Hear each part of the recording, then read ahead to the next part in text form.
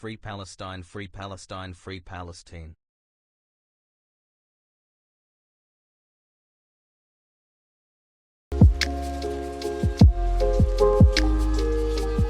Good morning, chat Hasan.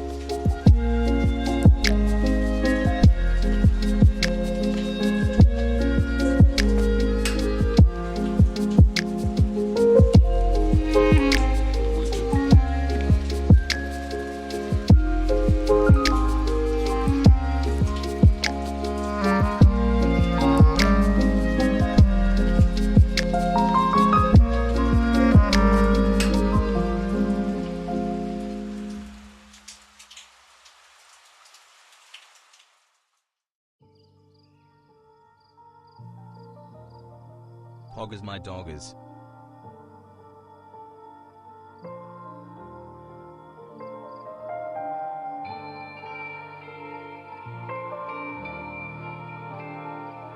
Free Palestine, Free Palestine, Free Palestine, Free Palestine.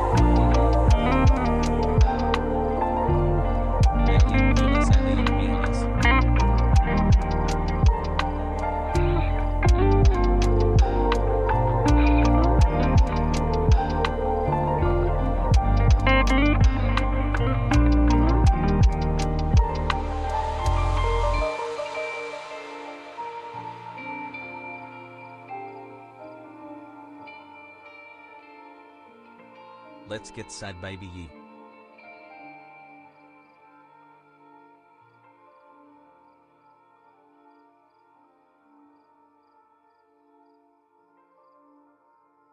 Chat, you are very gorgeous to me.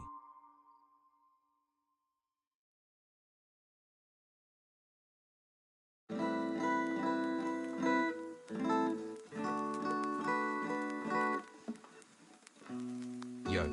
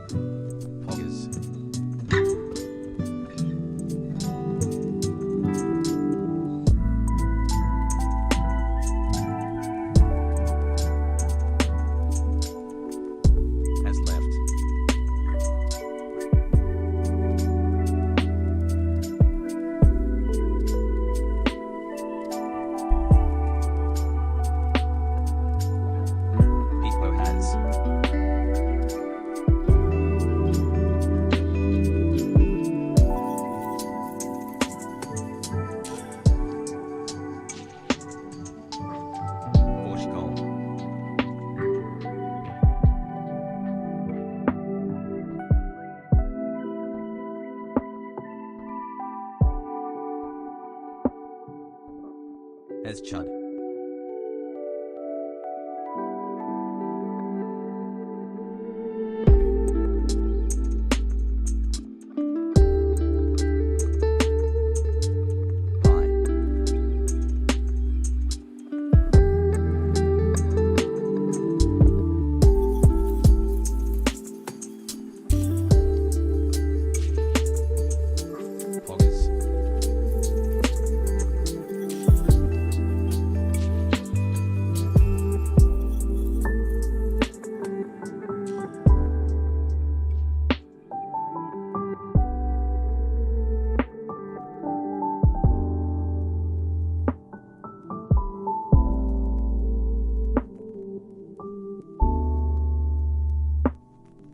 I'm finally resubbed.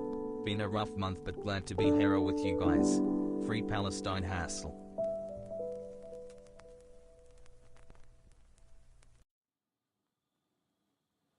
I love you chat hassle.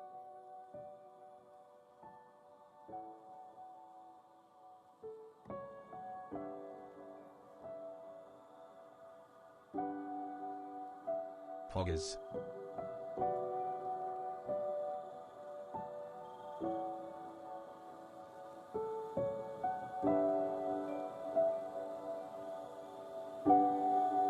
Hey chat.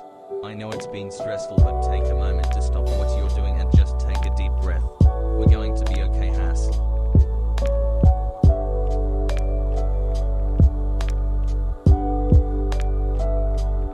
I love you chat hassle.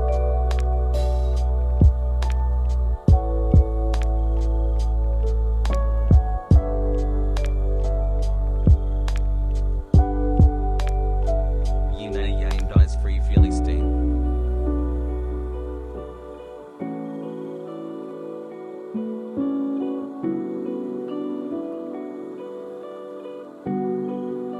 Months has love you chat people kiss. Can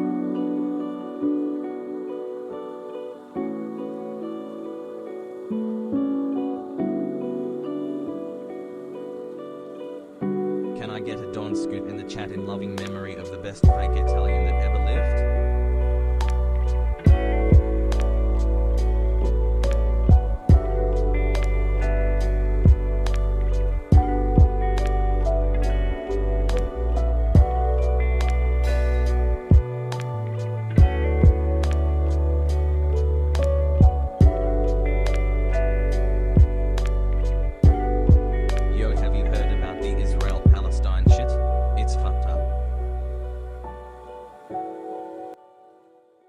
What's going on, everybody? I hope everyone's having a fantastic evening, afternoon, pre-noon, no matter where you are in the world. I'm Hasan Piker, and this is the HasanAbi broadcast coming to you live from sunny California, Los Angeles, folks. We are live and alive, and it's chat. I love you more actually kind of sunny out right now. It's crazy, much, but it's something. And I hope all the boys, girls, and MBs are having a fantastic day. Did you finish filing your tax returns in time, Mr. Poop Parker? Man, I paid my taxes like fucking weeks ago, okay? It is Tuesday, May 18th, 2021. 11:43 a.m. And I'm a little late and I apologize. I had to do some fucking paperwork. Thanks for letting me unrelated to the taxes, actually. I just had to do paperwork for business deals. I'm dying out here, folks. This is the part of the broadcast where I tell you my personal news, and let me just tell you this much. This whole house shit is killing me, dude. Bosch got the 250K largely because you hosted him. Thank you so much. Supporting the Palestinians. Hell yeah, that's awesome. Majority of folks want you on the show. God, I'm gonna die. That's awesome. Congratulations, and good job, guys. I know that after I rated, a lot of you guys went there and Palestine will be free. Donated as well.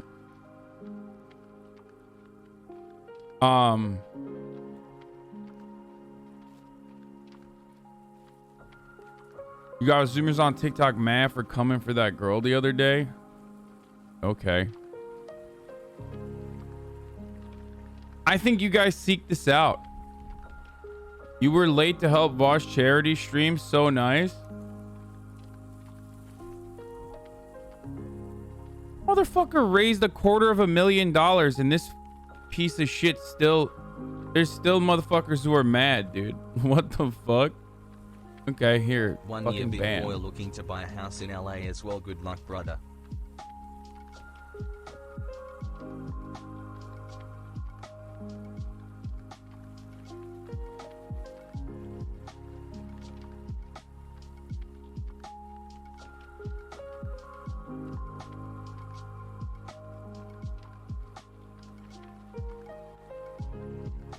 He means it was nice of you to start so late. Oh, Crowder was on Stossel's show. Stossel called him mean and nasty. Crowder bottled up because Stossel's his idol. Crowder also talked about a show he found where a guy takes dildos and dicks up his ass on YouTube and tries to guess which one it is, and he pretended he's opposed to it. Oh, he was... Oh, he wasn't mad? So cool. Oh, my bad. Oops. Well, I banned him. You guys can unban him.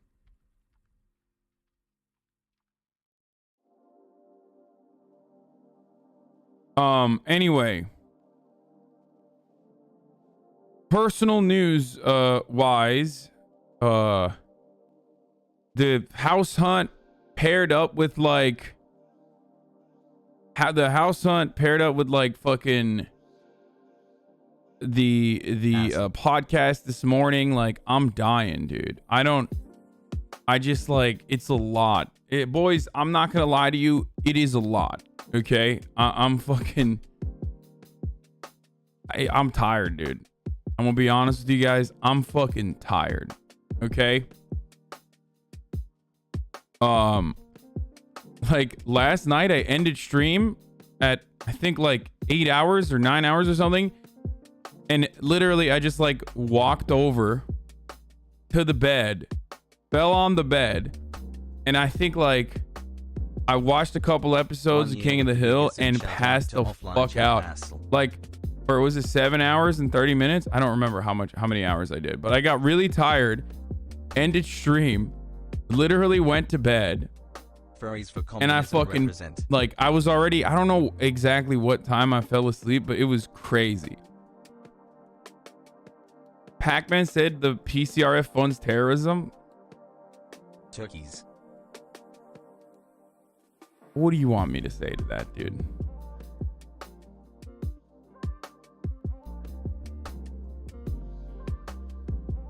Okay. Yo.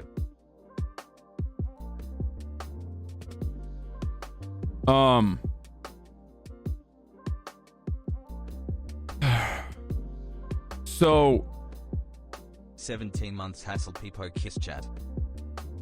Anyway, thank you, Dream Easy, for the 5 get the subs. So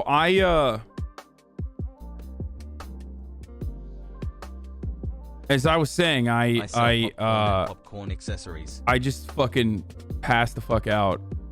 Woke up early, wasn't able to work out this morning.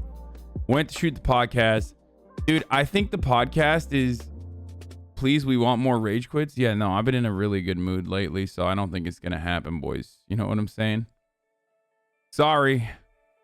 I don't think rage quits are happening anytime soon. I mean, don't take that as like a challenge and try to fucking annoy me, but I've been having a really good time lately.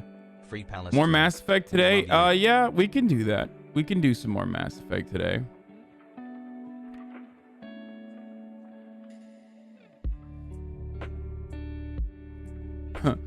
I love when streamer says, "I'm in a good mood, guys. Sure hope it doesn't get fucked up." And then there's dudes in the chat who are like, "Well, that's a challenge I will overcome." Oh yeah? Well, just you fucking wait, streamer. Streamer says he's in a good mood. What happens next will surprise you. Anyway. See, immediately. Your Resident Evil playthrough was painful to watch. You stall so much. Like,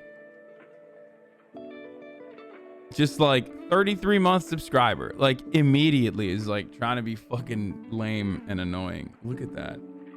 Please stop. Please. I beg of you, please stop.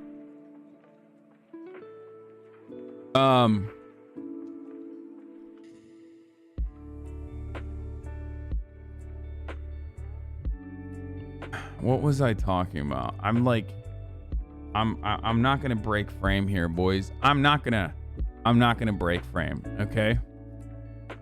You can test my Sigma frame all you want. I'm not breaking it. So,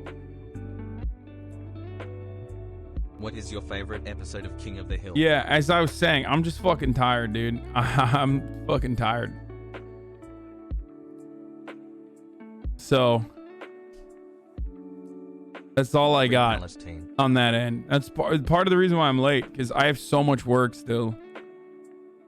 Like,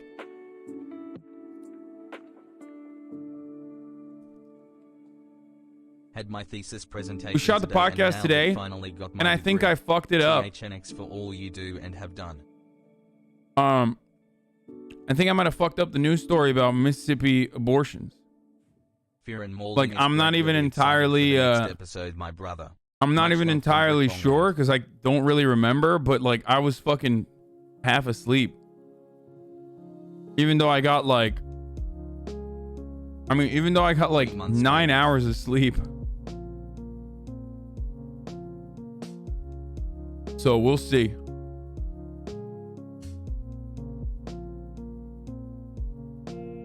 My Mass Effect bugged out during a decryption puzzle. Now You're mentioning this Kotaku article on Twitch streamers not doing charity streams for Palestine? Like what? Where did you get that shirt from? Like, are they saying I'm like purposely not doing it or something? Like, I'm confused.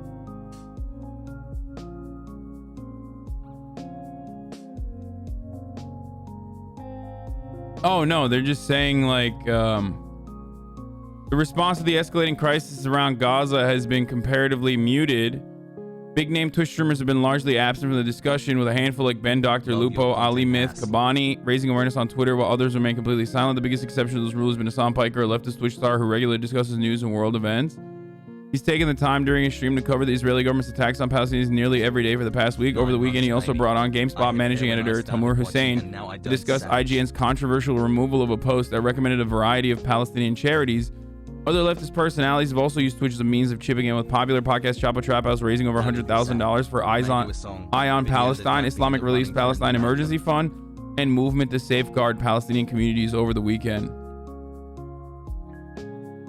Yeah, it's mostly just like smaller streamers that have done it, I guess.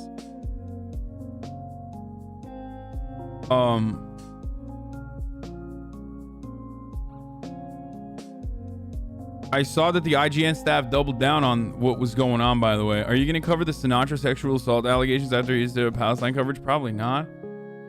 Maybe.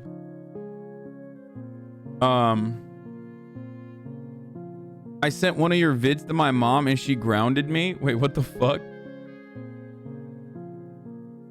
Guys. I'm not going to fucking... I'm not going to get into... I'm not gonna get into the fucking like Twitch news and shit yet, okay? Alana Pierce did a video on the whole IGN thing. Yeah. Shouts out, like, respect to fucking the people over at IGN. I can't believe I'm saying this, but the IGN didn't the IGN editors like release a statement yesterday? I didn't see it, but I saw you. It's literally programmed for leftists to like it. Please. Yeah, IGN staff criticized the management's decision to pull articles supporting Palestinian aid groups. Like, POGGIES. They published an open letter. The employees of IGN published an open letter to Ziff Davis and J2 Global. We, the undersigned employees of IGN, are appalled by the recent management decision to subvert our editorial autonomy and remove our posts directing aid to Palestinian civilians currently suffering a humanitarian crisis in Gaza, the West Bank, and Jerusalem. Like, that's pretty fucking ballsy. Respect. Hassle. Straight up. I respect that. It's pretty tight. Minecraft Pogo. You know what I'm surprised by? Like, how have we not seen any I can't believe I'm about to say this. Hold on, how have we not seen any episodes from The View discussing Palestine? Like, I really thought at least one of those old ladies would have just like said some shit. Isn't one of them like half Palestinian, half black or something? Like the lawyer one? You should talk like to the Barak. actually fucking smart one, the one that's like the Karen Coalition has not spoken out. And what I mean by that is like The other ones are Zionist liberals, obviously, for the most part. And then you have Meghan McCain, who's a freak regardless, right? But like, I really unironically thought that the Karen Coalition would have said something.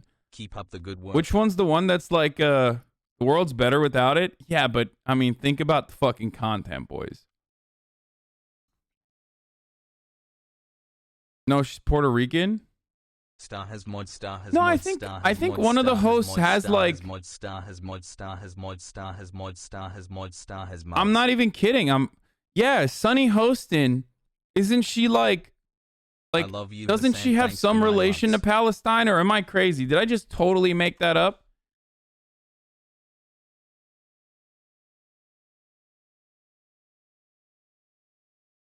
From the river to the sea.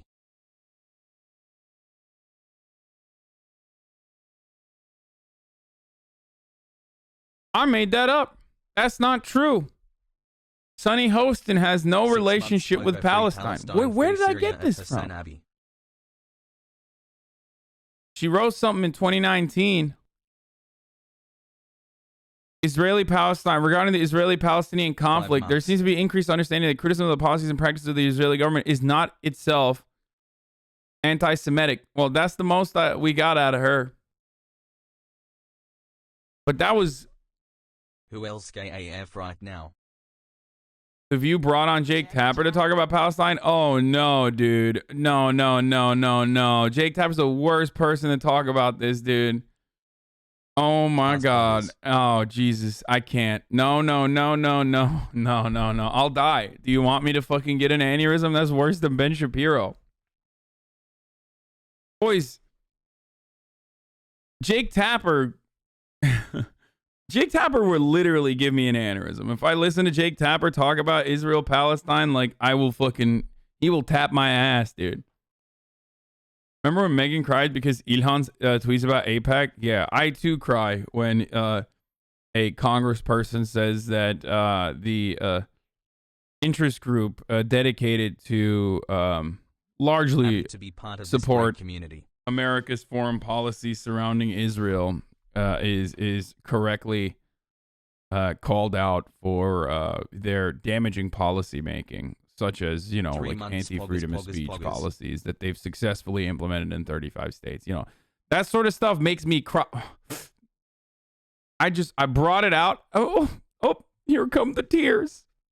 Here come the tears. What's next, dude? Are you going to tell me the NRA is damaging political discourse and muddying the waters and becoming a hurdle against gun control? Oh God, guys, stop, guys. Oh my God, dude, that's HasanAbi. You're being very gun phobic right now. Anyway, that's fucking hilarious. Okay, so let me tweet out that I'm live, boys, and let's get the show on the goddamn road, okay? Daycare is open.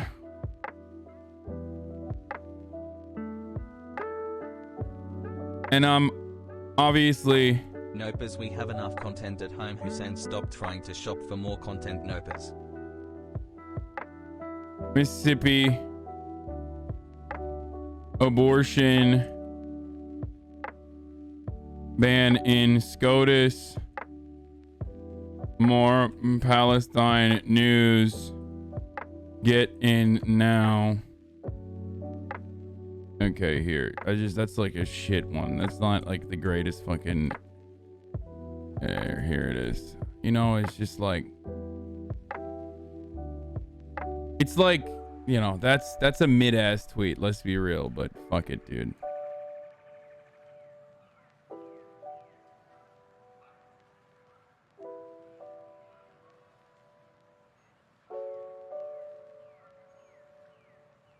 Why won't anybody think about the ammosexuals? The things that you say, Hasan, have meaning. The words you say have meaning. And you calling out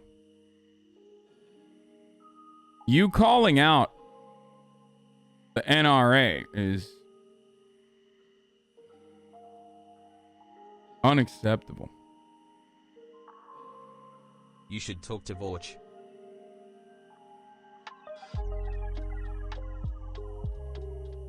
Pac-Man says the PCRF funds terrorism. 4-hour stream for the Palestine Children's Relief Fund. No, I haven't seen anything. And as I mentioned just moments ago, that name rang a bell for me, and I just double checked. And the Palestine Children's Relief Fund has been criticized because of a financial affiliation with the Holy Land Foundation, which was shut down for funneling donations to terrorist organizations. So I'm not getting involved in any of that. I don't know anything about it. Dude, there is no better way. Nice reaction content for 5 minutes about these 3. Thought you'd like this as well. What? Okay, we're not doing DS3 reaction content right now. Listen, let me just say something, okay? No, I'm not even gonna shit on David Pac-Man, whose opinion on both Israel and like and these sorts of affairs has always been clear and consistent. Like, we are not in agreement on all of this, okay? I am instead going to shit on chatters whose only way of analyzing like international affairs is through the framework of like trying to fucking trigger streamers into saying something so you can clip it and send it to other streamers in an effort to, you know, create dialogue between streamers or, you know, content creators. Like, guys, at some point, if you're doing this shit over and over again, you got to realize, like, maybe you don't give a fuck about the issues. You just want the drama. But, like, you're no different than, like, a annoying LSF Redditor. It's just that you're operating within the framework of politics, so it's, like, a little bit more adult. Like, you're just trying to fucking do drama. Like, that's it. I'm sure motherfuckers who constantly are fucking spamming David Pac-Man's chat with the yo talk about Palestine shit are probably doing it for that reason as well, for the record. Okay, for the record. Anyway,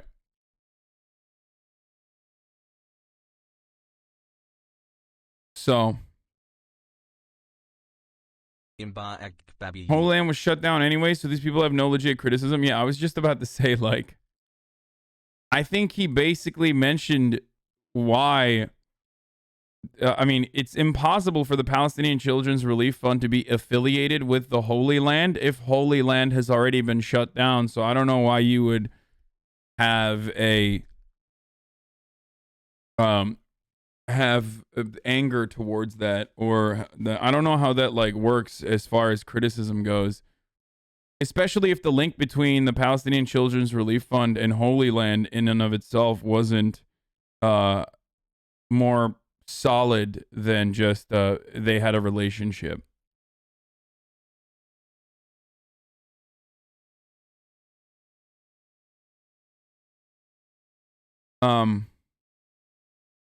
I think people are genuinely curious about his take because his Israeli-Palestinian take is very unpoggers. Yeah, I mean, it is, yes.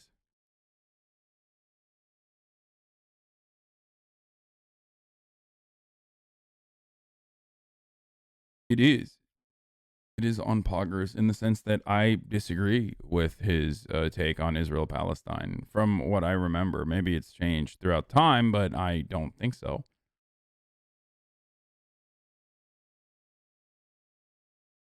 "3 months, love you, Hasan." Anyway,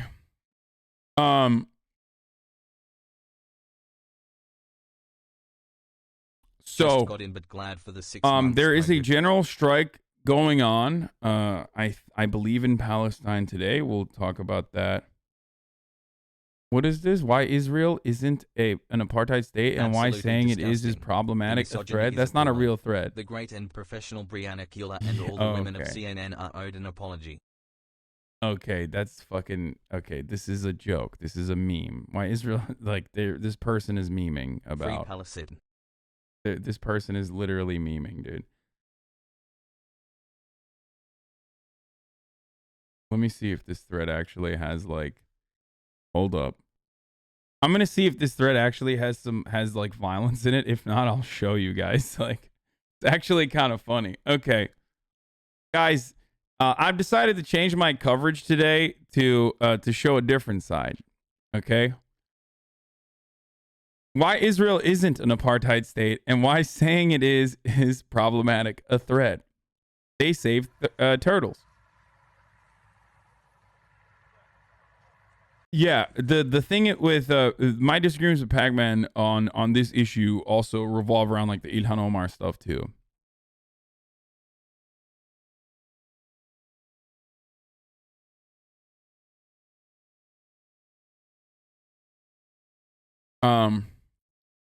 Okay, let's start. So they save turtles. You guys think about like maybe the already fragile ecosystem being destroyed by incoming artillery and precision guided missile strikes in the Gaza Strip, but also if you failed to consider that they do save turtles. So that's pretty good. That's one for Israel right there, owned. Gal Gadot played Wonder Woman. That's number 2 on the list. I mean, do we need a number 3? I think that's pretty good. Okay. Ehud, Powerpuffed Curls making some good arguments. They accommodate vegans. Vegan boots instead of leather ones. Vegan berets instead of... Every soldier has the freedom to choose. Vegan boots instead of leather ones. Vegan berets instead of... Think about it this way. When I am licking those boots, the harm is greatly minimized. When I'm licking the boots of the IDF, as I rush to defend all actions, no matter how bloodthirsty they may be, like when they kill multiple Palestinian children, or like when an airstrike takes down an entire fucking extended family, you can make sure that it's vegan when you lick the boots. They care about the environment. Protecting the environment is vital to our future. Every single one of us can make a difference. For example, this is another, it might look like it's not protecting the environment here, but that's actually protecting the environment in the sense that humans are very bad for the environment. I can't even make light of this, dude. I can't even joke about it. Never mind. Okay. It's just like not even funny. Okay. I'm done.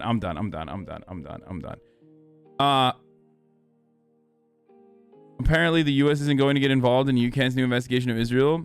Did you hear about that? I am so shocked. I am so shocked that the American government, which yesterday announced their wonderful new deal with the Israeli government, where they are selling weapons to the tune of $735 million, would not only continue to prevent the UN Security Council from or Security Commission from doing any sort of investigation, or even start the ceasefire talks, but then also refusing to partake in said any subsequent investigations. Oh my God, there's an Israeli makeup. There's an IDF makeup tutorial. What the fuck? Okay, I gotta watch this, dude. I'm sorry. Let's get started. First, we're going to start off with the black. With the black, we're going to put it on the high points of the face.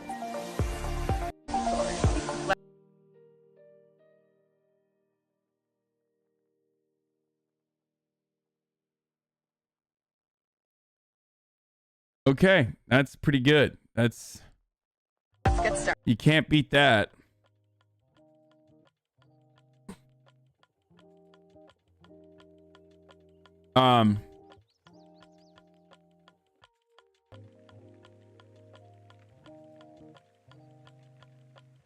Not enough concealer to cover up those war crimes.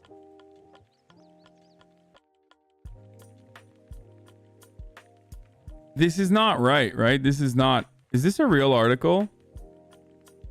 Israeli children writing messages on missiles for Palestinian civilians? There's no fucking way that's real, dude. No shot that's real. I don't believe that. I need to verify. I'm sorry. Just to see.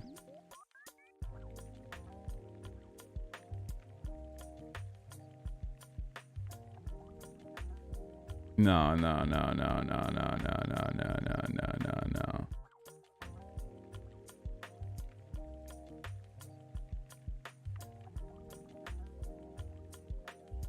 Okay, Columbia Journalism Review. About those photos of little girls and artillery shells. Why is this website not scrollable?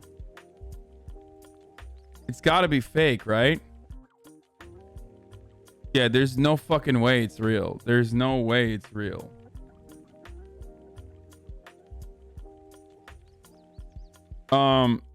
Lisa Goldman, who's contributed to the Guardian News blog, has attempted to put the image of some kind of context. She writes on her blog On the Face that she has done some research in the circumstances.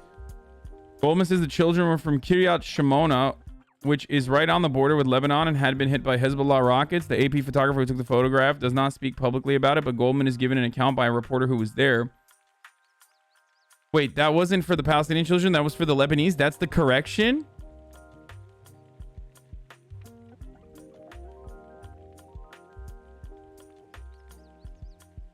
Oh, okay, it opened up. No wonder then photographs I am 9 months showed old, up everywhere. You don't need to be Susan Sontag to know these images of war always present us a problem with representation. They're usually emotionally charged, bloody, wrenching.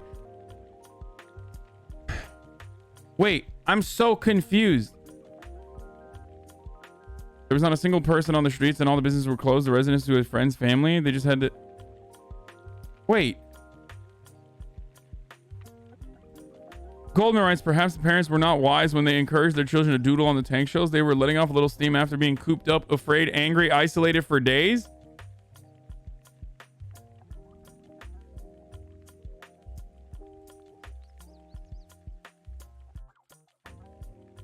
According to the account, some of the parents wrote messages to Hezbollah leader Hasan Nasrallah, and then they handed the markers to the children, who started drawing Israeli flags on the shells. The photographer is looking for a powerful image, had found one. Wait. It's real keck. Bro, this is like... So it wasn't... So the falsehood is that it's not for Palestinians, but it's for Lebanon. From... yeah, no, it's not recent. It's from 2006. I thought that was pretty clear from, you know, all the articles and dates that you can see. It's not recent. But that's not my gripe with it. I thought it was just like pure fake news. I didn't realize that.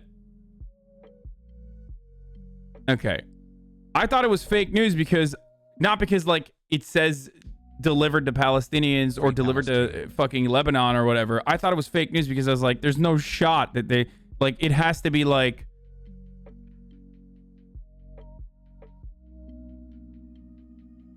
I actually thought that it was maybe fake news in the sense that like that's, they just staged it. You know what I mean? They got like,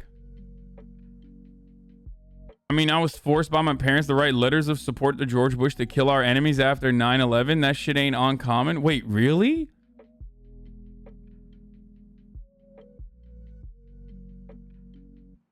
Guys, I don't think you understand. I'm not saying fuck those kids, okay?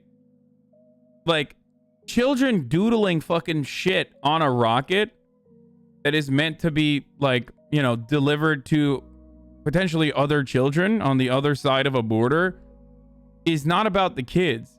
It's about the mentality that revolves around like hyper nationalistic and very violent behavior that gets justified on a daily basis. I'm shocked that this is a real thing. It's about normalizing the violence that your government commits towards other oftentimes innocent civilians.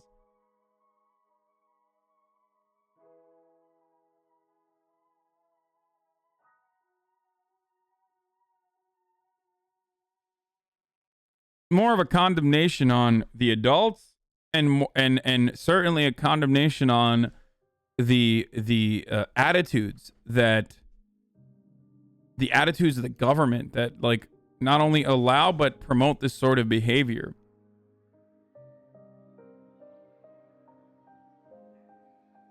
Yo, people fucking wrote letters to the American government to murder your enemies after 9/11? What the fuck? That's so weird. I had no idea, guys. I don't fucking know. I didn't do shit like that ever. So our schools made us. What the fuck?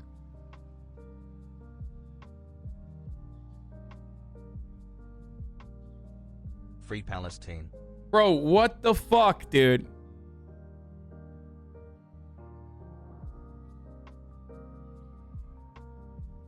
Yo, that is wild, dude. That is a fucking striking image, dude.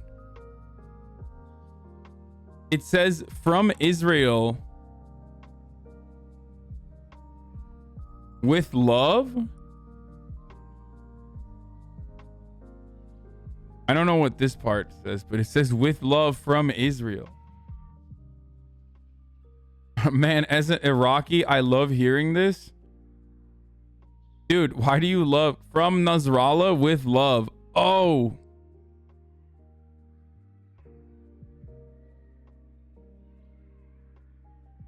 Alabama Sunday School letters to Roy Moore in support of his 10 Commandments monuments SCOTUS trial. What the fuck? Organizing in my small Canadian city. Thank you. Free Palestine solidarity, comrades.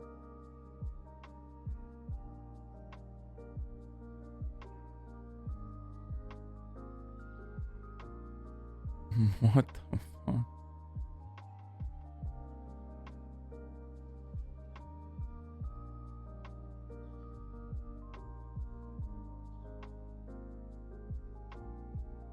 I was in Lebanon in 2006. Shit was fucking scary, man.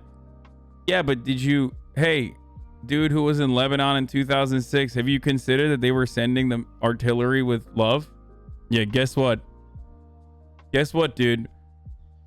Sorry if your relatives were eviscerated, but also it was sent with love. So, dude, I'm learning so much today. This is when the chat educates me on weird shit like this. What the fuck? That's so creepy and gross. Oh my god, we are such. Let me say something. 2006, fresh after their friends may have been killed during the second Intifada. Sure, it's fucked up and shocking, but I can't imagine they were dealing well. Shit is still weird to look at. No, they certainly weren't dealing with it well. I mean, the two articles that we read, one of them said they were cooped up inside and wanted a way to release stress. And the other article said like, oh, that's fake news. That wasn't for Palestinians. It was for Lebanon. For 5 months, himbo.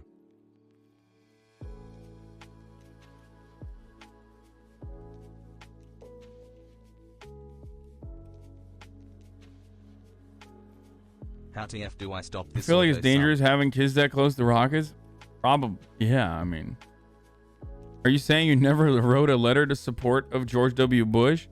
Why the fuck would I, from Turkey, write a letter to George W. Bush in support of him murdering fucking Arabs? Why would I do that? It's pure psychopathic behavior.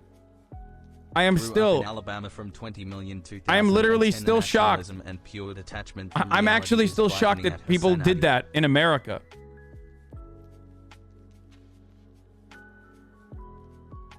How are they letting these kids write on the rockets? Also, why?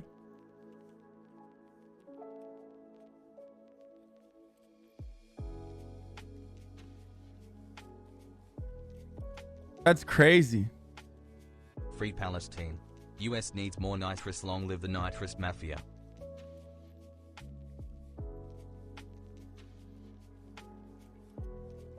Like, writing letters to the fucking troops overseas is one thing. Writing letters to the American government and saying, please murder our enemies is entirely different. Like, the writing letters to the troops thing, that's still on, like, shaky ground as far as propaganda goes. It serves a purpose of, like, you know, reinforcing the opinion that, like, what you are doing is, your cause is just and holy. And look at all these little kids that are defending you and, like, looking up to you and shit. So that when you do end up fucking deploying and you're like, why am I, like, literally shooting at fucking families here? This is insane. Then you can, they don't want you to express your humanity or recognize the humanity of enemy combatants. So this will, like, help you at least forget about that. A devastating reality many 9 veterans months, have to man, deal you with, helped my by the wife way. and I through tough times by just being the best Like just broadcaster on Twitch. interpersonal Thank or you. just like conflict from within.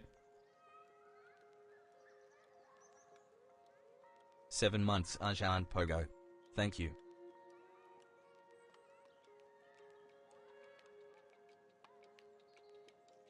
That's the entire premise of the war episode of Black Mirror from season 3. Maybe you've seen it.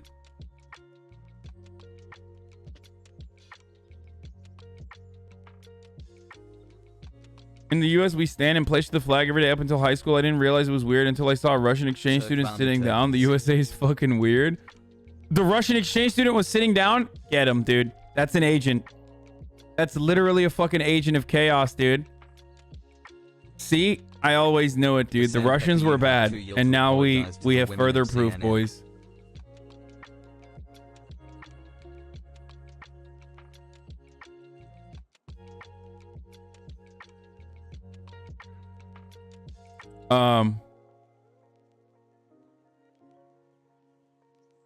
Anyway, so I don't know where to begin.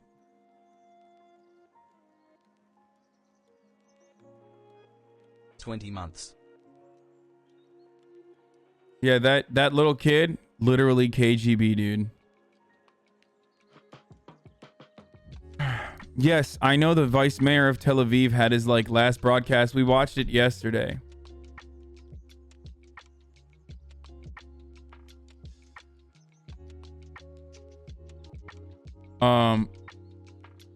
We're not going to look at the Navy pilots in the UFO encounter until maybe later, potentially. Okay. Wait, this is on Vice? Watch an Israeli officer get caught preparing to throw a stun grenade? But on a real note, shout out to the Logan PSD waste. So you can see there are emergency service workers here, there's an ambulance there, there are journalists. Here we go, look at this, here we go. Oh shit, look at Can you this! talk about the Ibn? Look at this! This Service motherfucker! workers here, there's an ambulance there are journalists. Here we go, look at this, here we go. Oh my god. Oh my god, dude. Oh my god. Ah, he just told him not to throw. So you can see it. They saw the camera and didn't throw. But there you can see in his hand.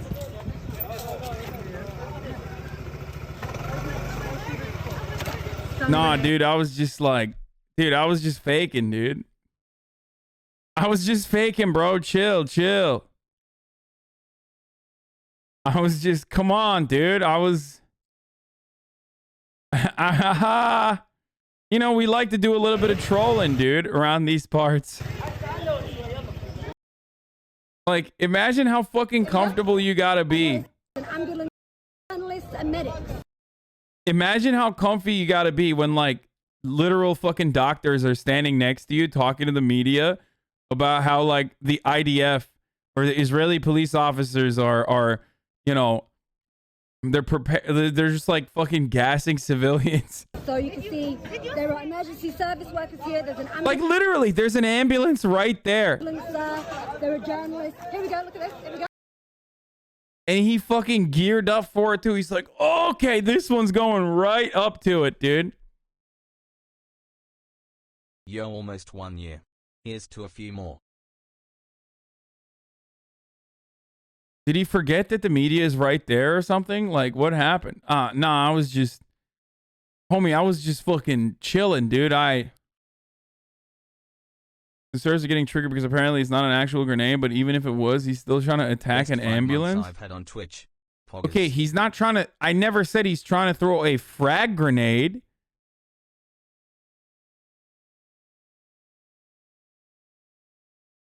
Holy shit, thanks for getting me away from right-wing politics.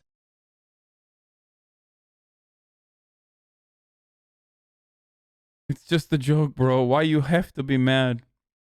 Fucking nice 4K M4s with 2K L cans on them. We paid for that shit.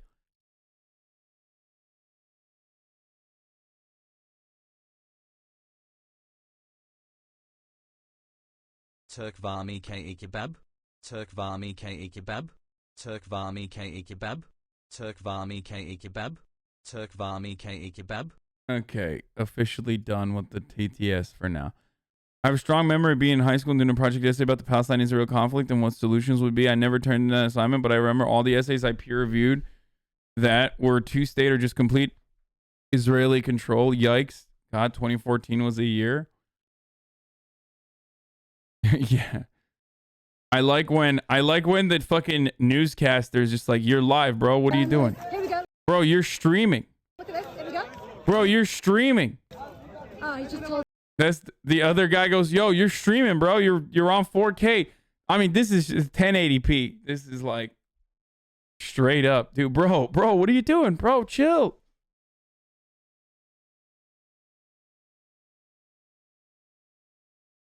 If he was on Twitch.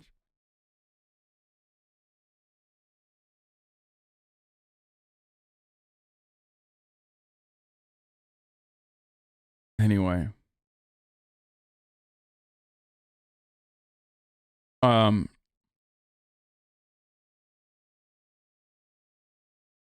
Check out the Snapchat map there, bro. Dude, what do you want, dude? I mean, it's like there's nothing. There's going to be. This is the most, like, this is literally, this is the most, like, most fucking Zoomer way of, like, identifying conflict or a situation and the disproportionate powers at play. Oh my God, it has 100,000 retweets, if you really dude. want to know the differences of what's going on, to go on Snap Map and see for yourself.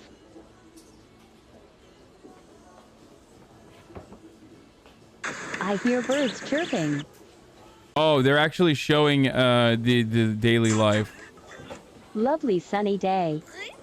Wait, are they gonna, is there gonna be fucking actual blood or some shit on the other side? I don't want to show it if that's the case.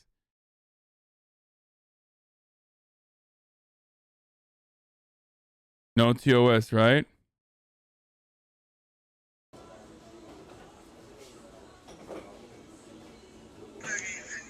Great day to hang with the kids. Is that brunch? And then on the other hand, ambulance sirens only. Active strikes.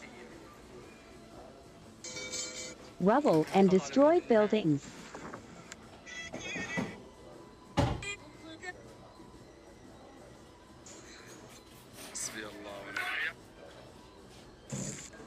Ruins. Somebody said. Bro, come on, bro. I don't get it. Like, just you know, they're fucking. Have you considered that their beach day was ruined though? I'm just saying. Anyway, TikTok TTS does not help. You mocked the Snapchat law. Yeah, no, I thought they were gonna show a heat map. I was annoyed. Hamas Snapchat. Ha ha ha ha ha. Are you leading Hezbollah? What the fuck? Die with love. We love America, bro. Come on. I can't tell if this dude is like a fucking troll because he's talking. There's an IDF group on Telegram where they do bounties on kids' heads or some shit. What?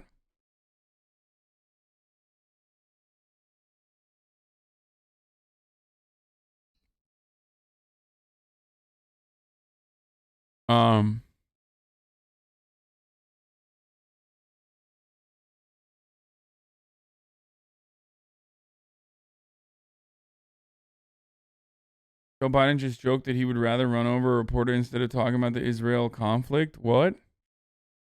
Via Pooler Alex Thompson, as Biden test drives the Ford F-150, the pool asked the president if we could ask a question about Israel. The president said, no, you can't. Not unless you get in front of the car as they step on it. I'm only teasing. Nice, dude. Nice, dude. That's funny. That's,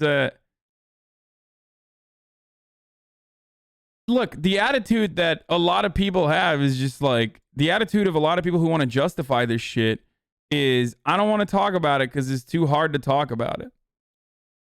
And now the reason why it's too hard to talk about it, despite the fact that Biden has talked about it and he has chosen a side on this, and he is arming, aiding, and abetting, and literally even blocking, like running defense for one side of this conflict. And it's certainly not the side that is receiving the bombing. It is the side that is doing the bombing. What I mean by that, for example, is it's the side that recently bombed a refugee camp, that recently bombed the only fucking COVID testing center in the entirety of the Gaza Strip. The side that... Can you explain why USA has so much support for Israel? They have other allies in the area. Why they care about Israel so much? I mean, Joe Biden considers Israel to be a nation state that is there exclusively at the behest of like America's interests, protecting America's interests in the region.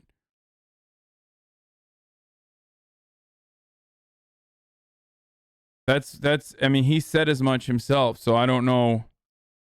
It's like a safe forward operating base.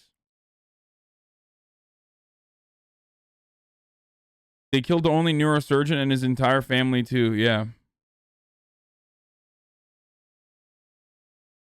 Every country has different reasons for their unconditional and uncritical support of Israel. Every country has different reasons. But the common one is that their victims, their enemies, are Muslim. And therefore, they don't matter. We have been trained, we've been conditioned in the Western world to despise Muslims, Arabs in general, for decades now. In Europe, it goes even further. It goes beyond just like post 9/11. In Europe, it goes all the way back to like, some motherfuckers are still pissed off about the Moors and like holy crusades and shit. Okay, like that's why I always say European racism hits different. Okay, like some of these dudes that are like agitated will literally like be mad about the sacking of Constantinople and shit. Okay, so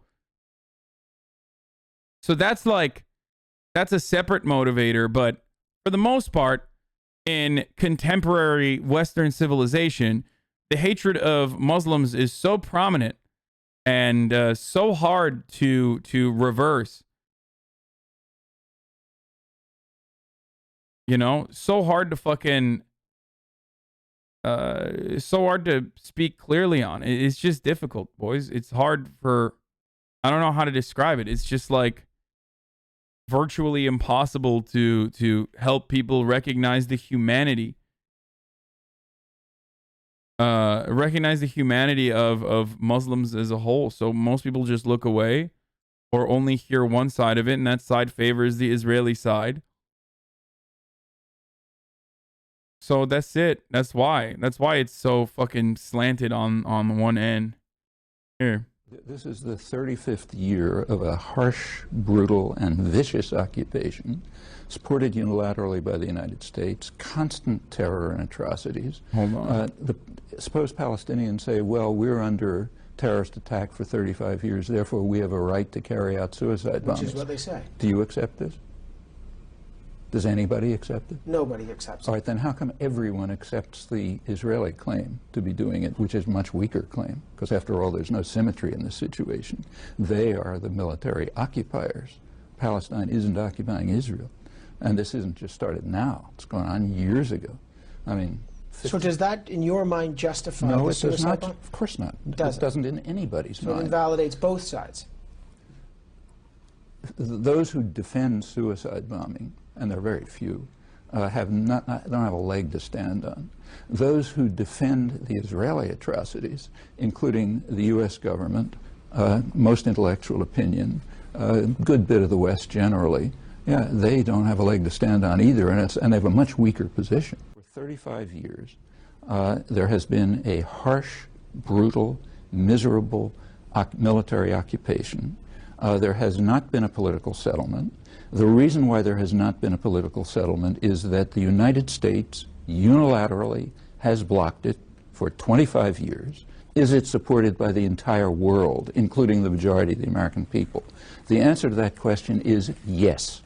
There is a political settlement that has been supported by virtually the entire world, including the Arab states, the PLO, Europe, Eastern Europe, Canada. Didn't Barak put that on the table? No, he did not. He did not. It is also supported by the majority of the American people. It has just been reiterated by Saudi Arabia. The U.S. has unilaterally blocked it for 25 years. What Barak put on the table, the population doesn't know this because people like the Western media, the media in Canada and the United States don't tell them.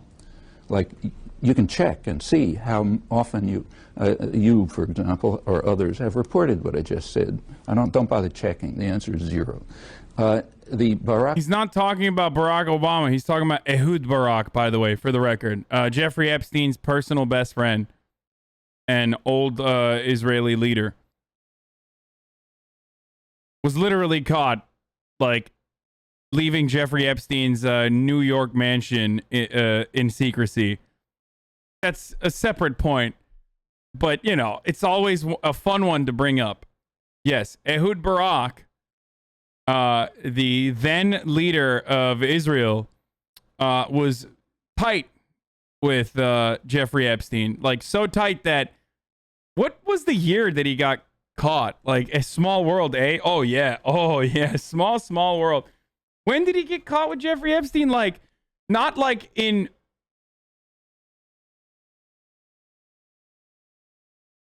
This wasn't, I mean, in 2019, he said, I wish I'd never met him after Jeffrey Epstein died. But this was in, like, 2012 or something. Like...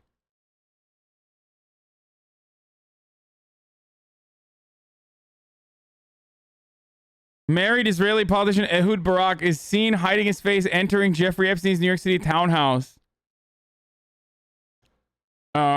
Wait, in 2019, there's no shot. What the fuck? No. The photographs were taken in 2016! 2016, dude! 2016! Like, everybody knew Jeffrey Epstein was a pedophile at that point. Like, literally... Like, if you were to say, like, oh, this is before the first investigation and subsequent arrest and jailing of Jeffrey Epstein for the international sex trafficking of minors, this wasn't the first. This wasn't after the first. This is in 2016, dude.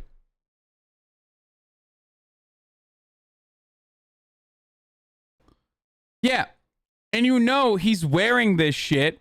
He's wearing this getup to hide himself. Like, he's like, I gotta go chill with my homie. I gotta go chill with my homie Jeffrey Ep, dude. Jeffy Ep.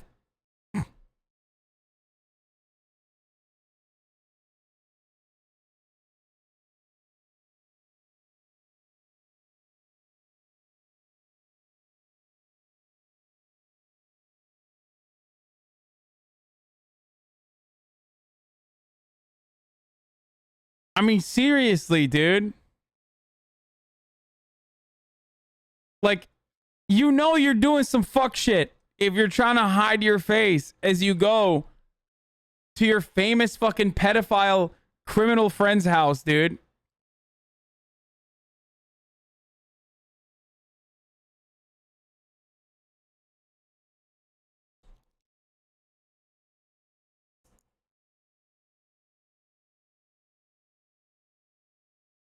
Anyway. Proposal in Camp David, in the Barak Clinton proposal. In the United States, I didn't check the Canadian media. In the United States, you cannot find a map, which is the most important thing, of course. Check in Canada and see if you can find a map. You go to Israel, you can find a map. If you go to scholarly sources, you can find a map. Here's what you find when you look at a map. You find that this generous, magnanimous proposal provided Israel with a salient east of Jerusalem, including the city of Ma'ale Adumim, which was established primarily by the Labor government in Clinton in order to bisect the West Bank. That salient goes almost to Jericho, breaks the West Bank into 2 cantons. Then there's a second salient to the north, going to the Israeli settlement of Ariel, which bisects the northern part into 2 cantons. So we've got 3 cantons in the West Bank, virtually separated. All 3 of them are separated from a small area of East Jerusalem, which is the center of Palestinian commercial and cultural life and of communication. So you got 4 cantons, all separated from the west, from Gaza, so that's 5 cantons, all surrounded by Israeli settlements, infrastructure development, and so on, which also incidentally guarantee Israel control of. Honestly, I don't think this is very relevant about Ehud Barak. The irony, okay, I'm going to read this. This is really important for you guys to understand as well. He might be a pedophile, but he hasn't been in government for a long time, and many Israelis dislike him. He's also a lot more sympathetic to the Palestinians and the current government. He's even said Israel is heading towards apartheid. So, what that guy's saying is right. Okay? Like, that guy, Ehud Barak, who many were critical at the time, many anti-Zionists were critical at the time, is now literally a fucking sympathetic figure to the, like, seen as a more sympathetic voice of the Palestinian plight, because especially under Netanyahu's leadership, Israel got significantly more brutal. Like, it's, and regardless though, like, Ehud Barak, still not sympathetic. Don't get me fucking wrong. Like, leadership that we talk about, like, what's the dude's name? The one that got assassinated. Like, a former prime minister like Yitzhak Rabin, like every single fucking Israeli leader thus far, including Rabin, who was genuinely like way more considered to be way more Palestinian friendly than the current leadership. Every single one of them still like literally committed purges. Okay.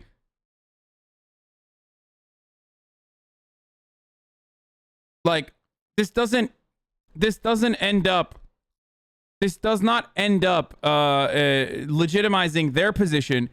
I'm just saying this so you understand, like, how much worse it got over time. Okay?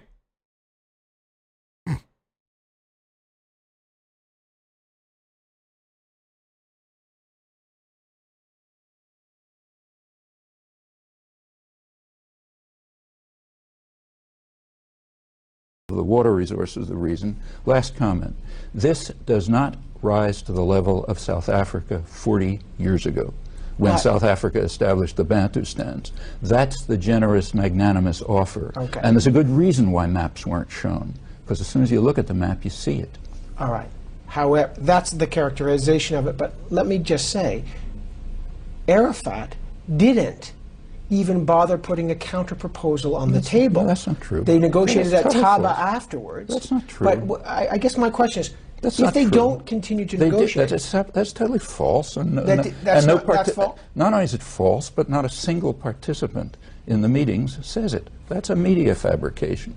That Arafat didn't put a counter-proposal on the table? They had a proposal. They proposed the international consensus, which has been accepted by the entire world, the Arab states, the PLO, the majority of the American... Sorry. They proposed a settlement which is in accord with an overwhelming international consensus, my question is, if and you is don't blocked by the talk, United States. The problem that people look at now, the Middle East, is they say it's spun out of control. How do you get back to... First way we get back is by trying the experiment of...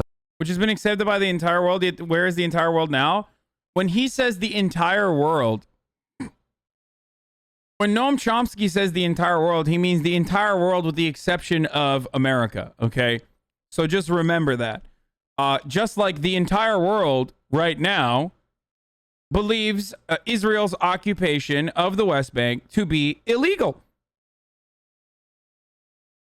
That's true, because it is. It is literally illegal. That occupation in the West Bank, totally illegal. But... it doesn't fucking matter, because America does not care and actually likes it. Do you understand? So when people say like the entire world feels this way, it doesn't fucking matter. It doesn't matter because that's not what the United States' point of view is. of minimal honesty. Okay, let's try that experiment.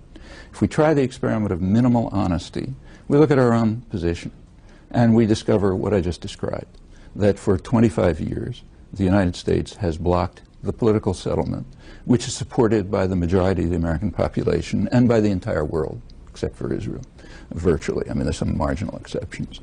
So the first thing we do is accept the honesty to look at that. We take a look at Camp David, and we see, yeah, it was the same. The United States was still demanding a Bantustan-style settlement and rejecting the overwhelming international consensus and the position of the American people. We then discover that the United States immediately moved to enhance terror in the region. So let's continue. On September 29th, Ehud Barak put a massive military presence outside the Al-Aqsa Mosque. Very provocative. When people... Oh, wait a minute. But this last round of conflict, but wait, that's so strange. It almost feels like whenever Israel wants to piss the Palestinians off, they just put police and IDF soldiers outside of the Al-Aqsa Mosque. Very interesting. People came out of the mosque. Is this interview from this year? No, this is from fucking 20 years ago, dude. He's talking about Ehud Barak, guys. Young people started throwing stones. The Israeli army started shooting. Half a dozen people were killed, and it escalated. The next couple of days, there was no Palestinian fire at this time, and this is all in occupied territories. In the next couple of days, Israel used U.S. helicopters. Israel produces no helicopters. Uses U.S. helicopters to attack civilian complexes, killing about a dozen people and wounding several dozen. Clinton reacted to that on October 3rd by making the biggest deal in a decade to send Israel new military helicopters. Wow, that sounds so different. That sounds so different than... That sounds so strangely similar, doesn't it, to Joe Biden? Joe Biden in 2021, dude. That's wild. This has always been the American position. It doesn't matter if you have Republicans. It doesn't matter if you have Democrats. It is always the American position, okay? Literally. Oh, fuck, you're murdering Palestinians? Oh, shit, here, let's give you some more weapons, dude. Which had just been used for the purpose I described, and of course would continue to be. The U.S. press cooperated with that by refusing to publish the story. To this day, they have not published the fact. It continued. When Bush came in, one of his first acts was to send Israel a new shipment of the most advanced military helicopters in the arsenal. That continues right up to a couple of weeks ago with new shipments. You take a look at the reports from, say, Jenin by British correspondents like Peter Beaumont in the London Observer. He says the worst atrocity there was the Apache helicopters buzzing around, destroying and demolishing everything. Yeah, this is enhancing terror. And we may easily continue. We can take, also, let me continue. On December 14th, the Security Council... I mean, Noam Chomsky doesn't get a lot of play on American media. Like, for a very long time, Noam Chomsky has not appeared on any, like, prominent news networks. Well, now he's, like, 7 million years old, so I don't even know if he would want to or could, but...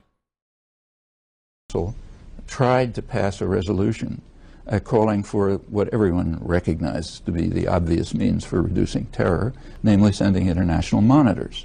That's a way of reducing terror. This happened to be in the middle of a... Even then, this is the CBC, so it's the Canadian news, for the record. ...quiet period, which lasted for about 3 weeks.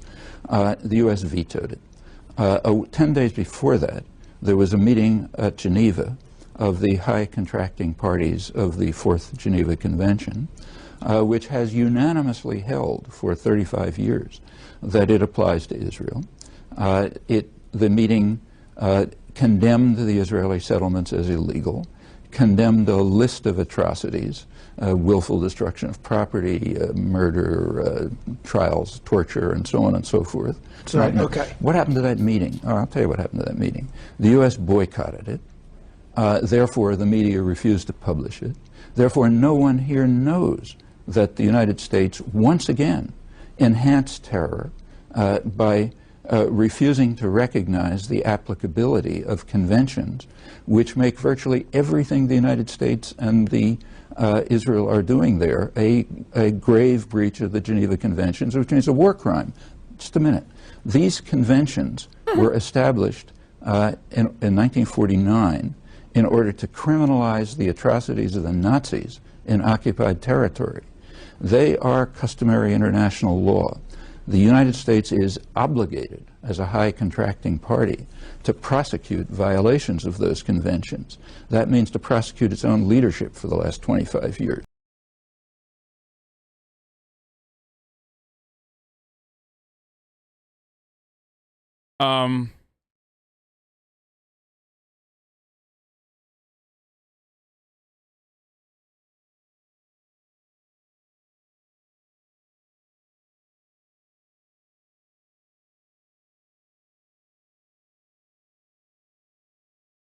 Please tell your U.S. viewers to call their reps about 1, blocking the Israel arms deal, 2, supporting the Palestinian Children and Families Act, H.R. 2590.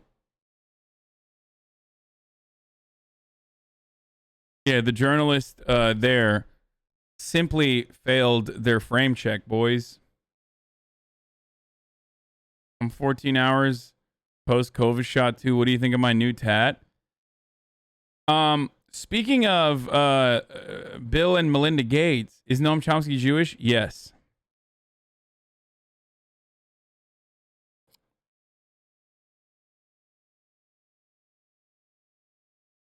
Bill Gates is under fire, potentially, for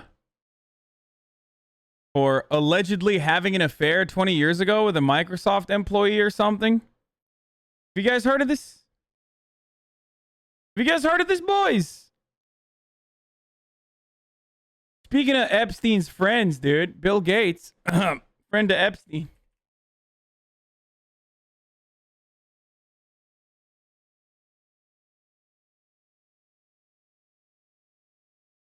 Bill Gates thought Jeffrey Epstein was his ticket to a Nobel Prize, ex-staffer says.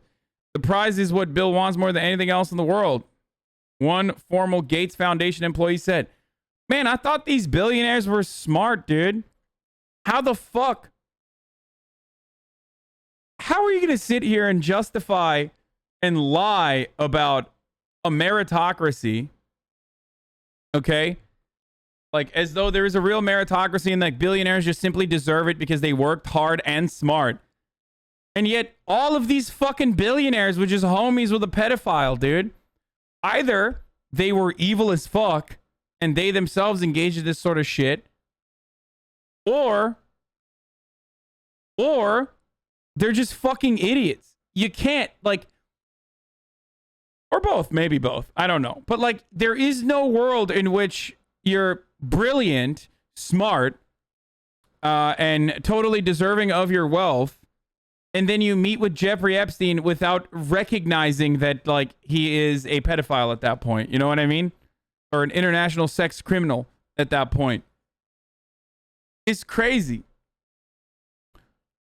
Bill Gates enjoyed holding court at Jeffrey Epstein's Manhattan mansion, allegedly seeking refuge from his marriage and talking with the sex offender's circle of high-profile dinner guests about philanthropy and other worldly topics.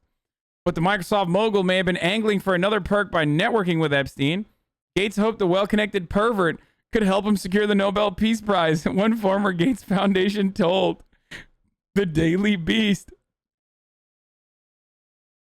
This person said members of the foundation's communications team were alerted to Gates' relationship with Epstein and were told it was a maneuver to try to get himself a Nobel Prize. They said the tech mogul had even kept some employees on call on prize day in years past just in case he was awarded the distinction.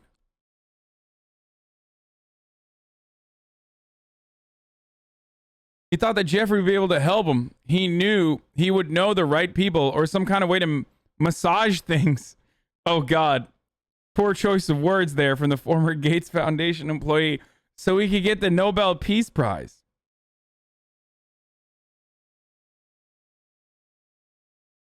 Jeffrey Epstein gave Bill Gates advice on how to end toxic marriages, sources say.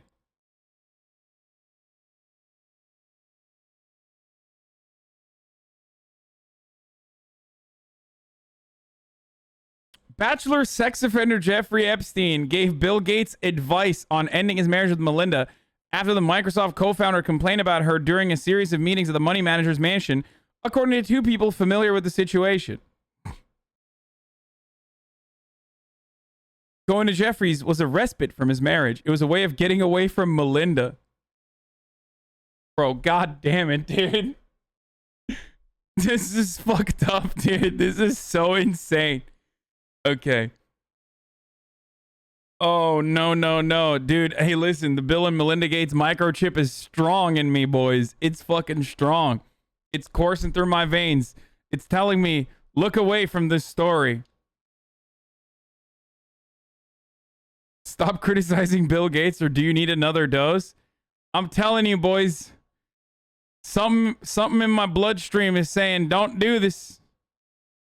Long before divorce, Bill Gates had a reputation for questionable behavior. Melinda French Gates voiced concerns about her husband's relationship with Jeffrey Epstein and a harassment claim against his money manager. He also had an affair with an employee. So the affair with the employee, Microsoft says that none of this had anything to do, sorry, Bill Gates' PR team is saying that none of this has anything to do with the Bill and Melinda Gates relationship ending. NBC the company that made Oh, here, let's watch some video footage of this. Bill This is a Gates, little bit better. billionaire, Microsoft, confirms it conducted a thorough investigation after an employee raised a concern in 2019, saying Bill Gates sought an intimate relationship with her in 2000. The Wall Street Journal reports Microsoft... That's honestly crazy. Like, what happens if Bill Gates wants to fuck you? Like, you know how we talk about the power dynamic in the workplace and how shitty that is, which is why you shouldn't fuck your employees, obviously. Like, or like, this is Bill Gates, dude. Like, he's not just your boss. He's not just your boss's boss. He's not just your boss's boss's boss's boss's boss's boss. He's like a demigod. Like, the reality is, billionaires functionally are the same as monarchs. The only difference is, in a theocratic monarchy, the principle was, or the entire system was structured around God giving the power to the royal family, whereas under a capitalist organization of the economy, the billionaire is given all of this power, or legitimized. The billionaire's power is legitimized and justified through meritocracy. So, like, he's basically, like, what do you do? What are you going to do if he's, like, wants to fuck you? Like, it's just crazy.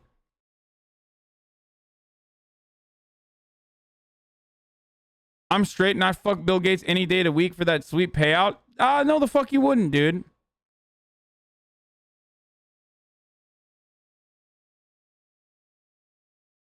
Because, like, I mean, I'm going to be honest. Like, I'd be fucking terrified. I would straight up be terrified. You guys keep saying, like, oh no, I do it. I do it, bro. It's like classic fucking bro talk. But the reality is, if you're a fucking adult and you don't want to fuck Bill Gates and Bill Gates wants to fuck you, like, you're probably going to end up having to fuck Bill Gates. Do you see what I'm saying? Do you understand the scary part of that? The amount of courage it takes to be able to come out and be like, yo, Bill Gates is trying to fuck me and it's kind of awkward. Like, to file a workplace harassment claim against Bill fucking Gates. Are you kidding me, dude? Like, that's insane. I don't know how to describe it to you. It's like the amount of power that you have against someone like Bill Gates, especially within the corporate framework, is literally like a child against not an adult, but like literally an adult with a gun. Like, I don't know how else to describe it. Like, this person is infinite times more powerful than you.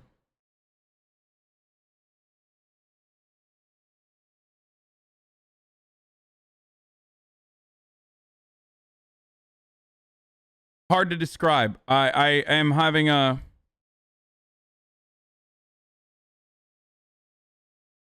I'm having a hard time describing it. It's like saying no to Homelander for sex. Yeah, you're gonna get fucking zapped.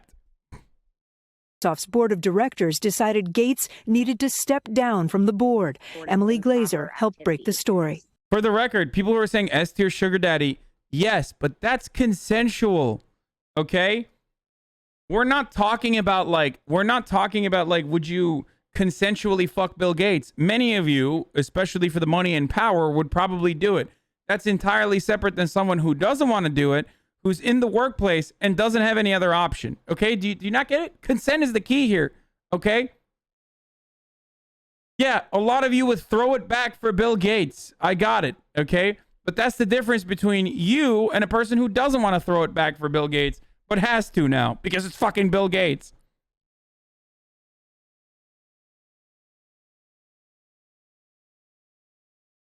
It became clear to them that this romantic relationship was inappropriate. Months later, Bill Gates announced he would step down to dedicate more time to philanthropic priorities. A spokeswoman for Bill Gates says there was an affair almost 20 years ago which ended amicably. Bill's decision to transition off the board was in no way related to this matter. I also see the other side of it to a degree, too. It's like, my man just, like, how are you going to fuck someone if you're Bill Gates? You know what I mean? Like, literally every single person that you are going to have sex with is going to be like, oh my God, I'm fucking Bill Gates. You know what I mean? So I get the other side of it as well. He's in a different tax bracket. Motherfucker, it's not the... First of all, no. His tax bracket encompasses a lot of people. Okay?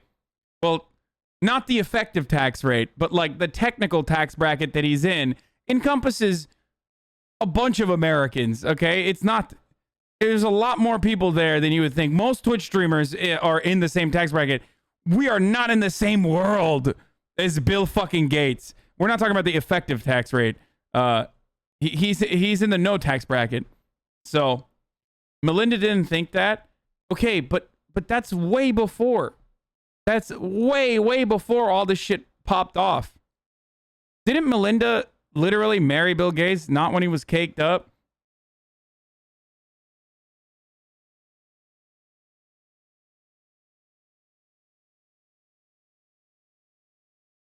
Yeah.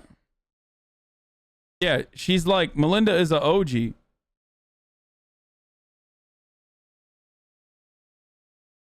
I've watched you for almost 9 months, but take on billionaires is bad and harmful in the capitalism's future. Seeing as you are a billionaire yourself, you should know that working hard is important and everyone can become a billionaire, unlike beating the nameless king, which you can't do. Yeah. Wait, Melinda was an employee too? What the fuck? Nah, he was cake. She was an employee? Oh my God. I did not know this. I did not know this. But he wasn't cake like this. This is a good billionaire, by the way. There's fucking doesn't exist, okay? I've been saying this for a long time. This is just the fucking... This is just a tippy top of the iceberg, motherfucker. This is nothing. Like, people talk about how, like, Bill Gates wants to, I don't know, eat, like, circumcised foreskin or some shit. Or that he's devil spawn. And that stuff is ridiculous, obviously. But, like, billionaires don't operate in the same fucking wavelength that we do. They literally just... They have meetings with whoever the fuck they want, and they get shit done in whatever way they want to, and it's way more innocent the way they are capable of changing the fucking world. Like innocuous, is that a better word? I feel innocent's not the good word for this. It's just... Nah, he was just the richest man in America when they married. Oh, ew, dude. Yeah, he was fucking... Yeah, he was a broke boy, dude. Inconspicuous, not in a... Anyway, listen. Banal is the word. Banal is a good one, too. Glazer says the female employee wanted Melinda Gates to see her complaint. The female employee really wanted Melinda Gates to read this letter. And we don't know if Melinda Gates read the letter. But we are still unequal, men and women. As Melinda Gates was speaking out about women in the workplace, Bill Gates had developed a reputation for questionable conduct in work-related settings, according to the New York Times. Bill Gates' spokesperson disputes that, calling the rumors and speculation surrounding the Gates' divorce increasingly absurd. Kate Snow, NBC News.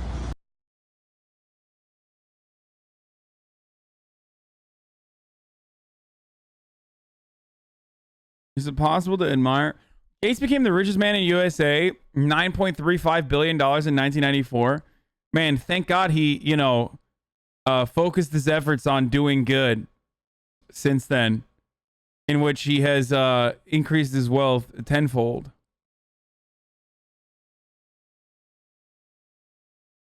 Bill Gates stay horny a lot.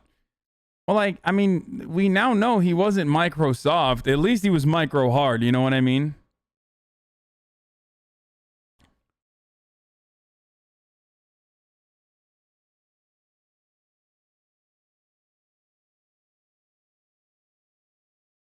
It's kind of wild because, when you're Bill Gates and you're getting a 50-50 split with your wife, Melinda Gates, you automatically created another, mega billionaire, right? And that mega billionaire has a fucking PR team. Maybe it's not as powerful as the Bill Gates PR team, but goddamn, Melinda Gates is. It seems like she's fighting back, okay? Because, usually, I don't think you would get this kind of coverage. You didn't get this kind of coverage after Jeff Bezos. You saw, we talked about his dick for a little bit. It's kind of wild. Speaking of Jeff Bezos, though, one thing I have to do here, because it's the top of the hour, is tell you that it's time for an ad break. And if you'd like to no longer see said ads, you can subscribe. With the Twitch Prime, you can subscribe for free. It's like taking money from Jeff Bezos and giving it to me. You know what I'm saying? Here's the fucking ad break now, boys.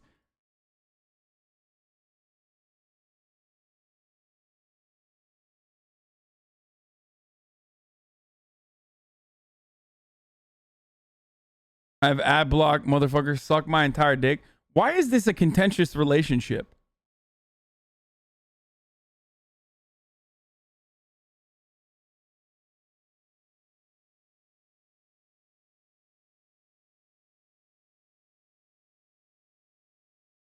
I don't give a fuck. Yeah, use your ad block, idiot. I tell you to do so. Why would you act like, oh, dude, you're so fucked now. You're so fucked now, dude. I'm using an ad block. Oh, no, you showed me, brother. Fuck. Who breached the Capitol on January 6th are being abused, some even being held for 23 hours a day in solitary confinement. The people who breached the Capitol on January 6th are being abused, some rise in opposition to the commission to study the events of January 6th, as well as spending $2 billion in security supplemental. The question that comes to mind is this: what about all the riots that happened during the summer of 2020 after the death of George? Hit the whataboutism button, boys. Let's go. Floyd. I rise in opposition to the commission to study the events of January 6th. She dressed for Applebee's. She do be looking like she's going to Applebee's and yelling at a waitress later. We should have a commission to study the violent BLM and Antifa mobs that have plagued American cities this past summer, and that's for the American. We should have a commission. German Chancellor Angela Merkel stresses solidarity with Israel and calls with Israeli Prime Minister Benjamin Netanyahu as a death toll from the Israeli strikes and besieged Gaza tops 200. Yeah. What Israel needs right now, more than anything, is solidarity, I think. And further justification from Western world leaders as it enacts untold amounts of cruelty. Their occupation and their bombing campaigns continue. You know, that's like it's got that same energy as like it's got the same energy as the Israeli account. I think there's the IDF Twitter account that was saying like, thank you for keeping us in your hearts and prayers. Like, you know, we're going through a really tough time right now, and it's wonderful that, you know, you guys are keeping us in your thoughts and prayers right now. Thank you. Anyway, here I gotta pee. Even COVID-19 sector, they have been now they are used to receive more injuries from the latest escalation. The Ministry of Health also said that one of their labs used for COVID-19 test is completely damaged, and they had to stop now testing for COVID-19. Also, the waves of people that had to leave or evacuated their homes across we are ready the border to lend line. support if the parties seek a ceasefire. We'll continue to conduct intensive diplomacy. Yeah, if the parties. Thank you, Themasius. This is literally what I was looking for. Earlier today, so Anthony Blinken is in Copenhagen, okay, and he's doing some climate change shit. And of course, they are asking him about Israel-Palestine, and he says, we will seek a ceasefire if both parties are willing to do one. If being the important operative word there, specifically because Israel does not want a ceasefire. They just want to keep bombing, until there is a relentless silence. This is not my words. These are the words of Benny Gantz, the supposedly tolerant, more liberal version of Netanyahu. Yes, not so liberal and not so tolerant after all. Except we already knew that. I talked about how he fucking literally highlighted his war crimes when he was running. So, To bring this current cycle of violence to an end. Then we will immediately resume the vital work of making real the vision of Israel and a Palestinian state existing peacefully, side by side, with people from all communities able to live in dignity. Secretary of State Blinken in Denmark yesterday discussing the U.S.'s involvement in the ongoing conflict between Israel and the Palestinian militant group Hamas. In a few minutes, we're going to be speaking with the political coordinator for Mission of the State of Palestine to the United States. But first, joining us now is former Israeli ambassador to the United States, Ron Dermer. Also with us for this discussion, we have Pentagon correspondent for the New York Times, Helene Cooper, and President of the Council on Foreign Relations, Richard Haass, and NBC's Casey Hunt is back with us as well. Joe? Mr. Ambassador, always good to talk to you. Thanks so much for being with us today. You just heard Anthony Blinken, America's Secretary of State, saying the United States supports a ceasefire. Does Israel support a ceasefire this morning? Not just yet. What happened, as you know, about a week ago is Hamas launched this. Not just yet, boys. Come on. It's coming. It's just not just yet. We're just, hey, I'm sorry. Israel be like, I'm going through emotional labor right now. I need to adjust and work through the trauma. So I'm going to need some time for myself, okay? As I keep bombing Gaza. I just need a little bit of time for myself. We've only killed 200 people and destroyed like 11 incredibly important Gazan parts of Gazan civilian infrastructure. So we're gonna need to keep continuing on the bloodlust a little bit more, just a little, dude. I think everyone is being really fucking annoying and not letting Israel do a little bit more fascism, dude. It's fucked up. Only 61 children and 35 women is the sentiment here. Great. Good this stuff. Attack against us. When somebody comes over to you and oh yeah, they did. They destroyed a library today. I forgot to mention that part. They destroyed a library today. A couple days back, they destroyed a refugee encampment. Completely wiped out a fucking family.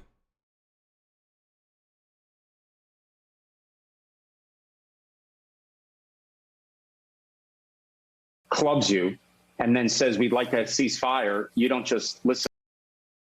Ethan Cape Thon. Hi, new Andy here. Is there any way to debate Hasan? I believe he is indoctrinating his viewers against Israel with propaganda. Thank you for the 1,000 bits, Ethan. No. listen to them and accept this. I mean, dude, honestly, here's what you can do. If you don't like what I'm saying, one thing you can do is turn off the stream and then literally go watch MSNBC on your own, or virtually any other American mainstream media outlet. I can't remember if this was Michael Brooks or not, the late and great Michael Brooks or not, who said it's easier to criticize Israel and Zionism on Israeli television than it is on American television. So you can literally go and watch any fucking American news broadcaster, from CBS's Face the Nation with Bibi Netanyahu directly doing the propaganda on his own, all the way to The View and virtually any other outlet. There are no outlets out there that offer continuous coverage to the Palestinian plight. So, you know, I'm sure you can find a multitude of different American broadcasters that will tell you that, no, actually, it's fine that Israel blew up a library. Okay? And that, I promise, there was Hamas there, bro. Just take our word for it, bro. It doesn't matter, bro. We might have lied to the American government, or at least lied to the media about how we told the American government there was actually Hamas inside the Associated Press building, bro. But it doesn't fucking matter anyway, bro. Come on, just believe us. Ceasefire. The Israeli people want to make sure that this ceasefire will be a long-term pause in hostilities. We've had 4 rounds of violence with Hamas in 2008 and 2009, in 2012, in 2014, and now in 2021. And we've had many salvos of rockets fired at us in between, intermittently, during those periods. You've had 4 major conflagrations there. And what the people of Israel want is they want their government to exact such a high price from Hamas that Hamas regrets having started this in the first place, but even more important, will not. How many innocent civilians is a good enough fucking, is a good enough price though? Like,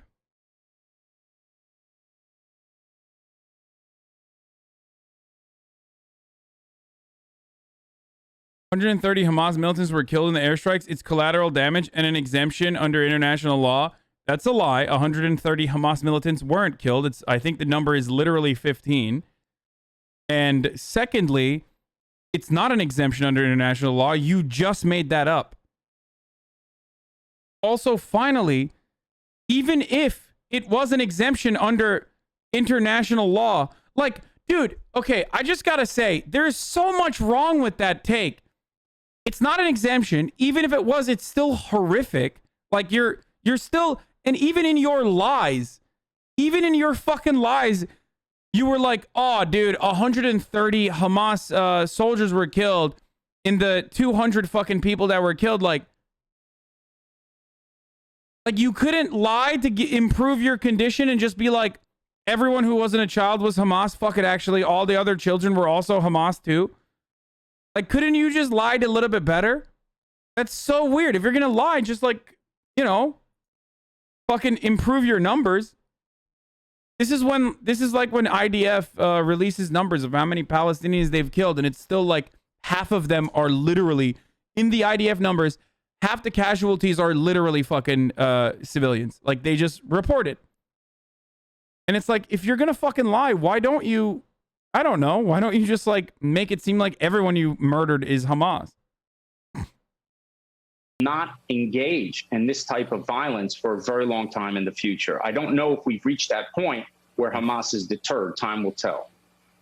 Well, but Ron, as you know, with all due respect, Hamas has only been strengthened through this process, and you're not going to be able to degrade Hamas's capability enough to stop future attacks, to stop future funding from outside sources. So what's the end game here? Is Israel goes after Hamas? Is Israel attacks areas throughout Gaza? More young children, more women are pulled from the rubble for the world to see. What's the end game? And bro, I love when Morning Joe's point of view isn't that like kids are fucking dying. It's that kids dying look bad for Israel, dude. That's insane. That is literally, you have a bad morning, okay, Joe? How about you have a fucking, this is not a good morning. This is a bad morning for you, Joe. My lord, dude. Motherfucker be like, what about the optics of murdering babies? It's making us look bad, and it's making it harder for us to defend Israel. Sorry, Sweaty. The optics of it is not working out. That's crazy. Is that high cost worth it for Israel? Also, I love when motherfuckers bring up international law when, like, Israel's current occupation is literally against international law. Not that anyone gives a shit about international law. Let's be real. International law is merely a suggestion for Western nations, and usually just utilized to justify their own versions of genocide against other fucking groups, like developing nations that are, you know, violating international law. So, like, it's never been a fucking real thing.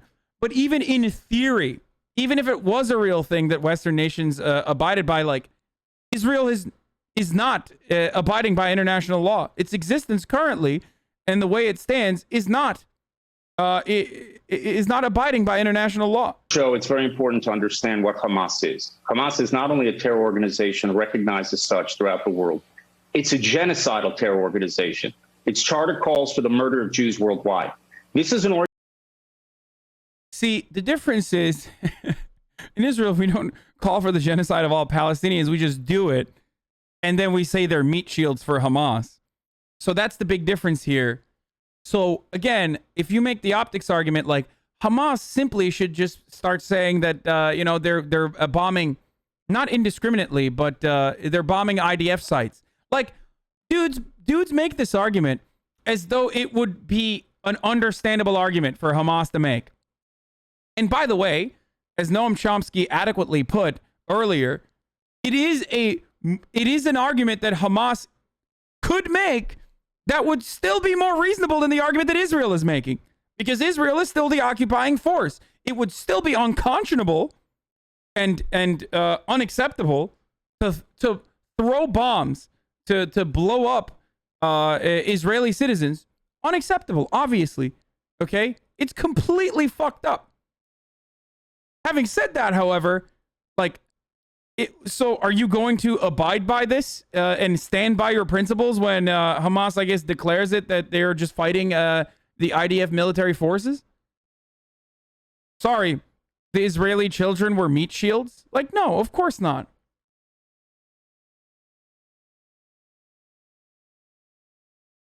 organization that celebrated after 9/11 when thousands of Americans were murdered. This is an organization that mourned. Wait, mourned. He said, Ron, Mr. Ambassador, shit, dude. Yo, guys, Hamas not only celebrated after 9/11, but also I heard they don't like cats or dogs. They hate puppies, dude. It's like, why are you trying to pile on when the question is not about like whether Hamas is bad or not? Everyone universally agrees Hamas bad, okay? Shut the fuck up. Like, just keeping on, just saying Hamas bad over and over again is not going to change the reality that, like, you're still murdering innocent Palestinian civilians, okay? He's like, well, here are all the reasons why Hamas bad. Okay, but we're talking about your dealing of the situation.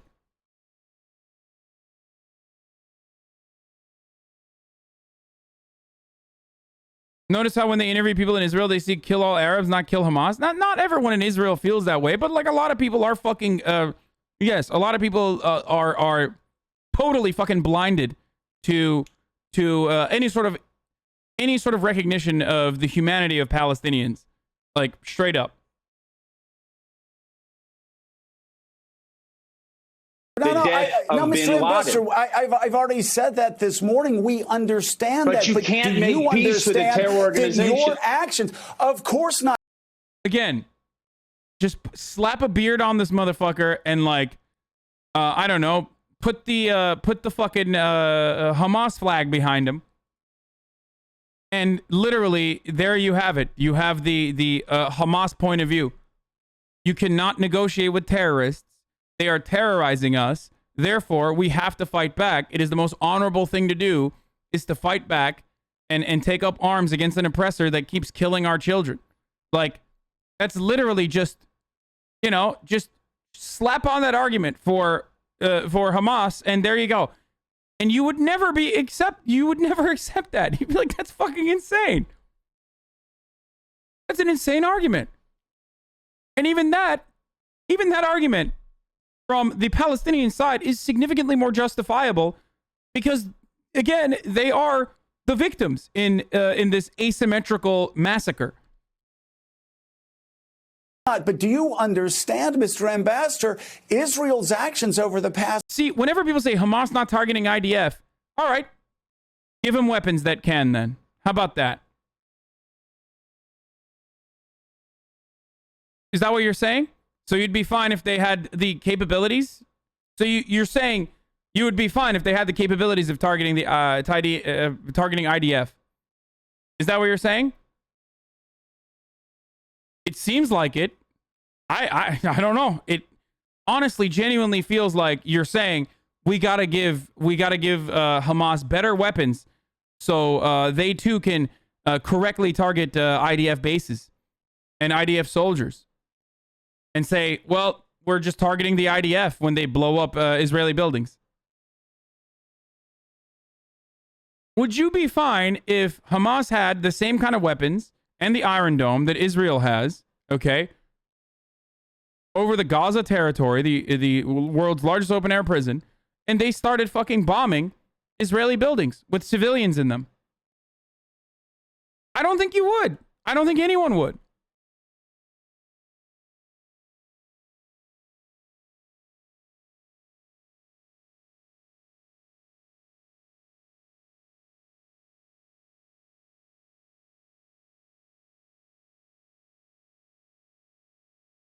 Dude, stop comparing a militia to a military.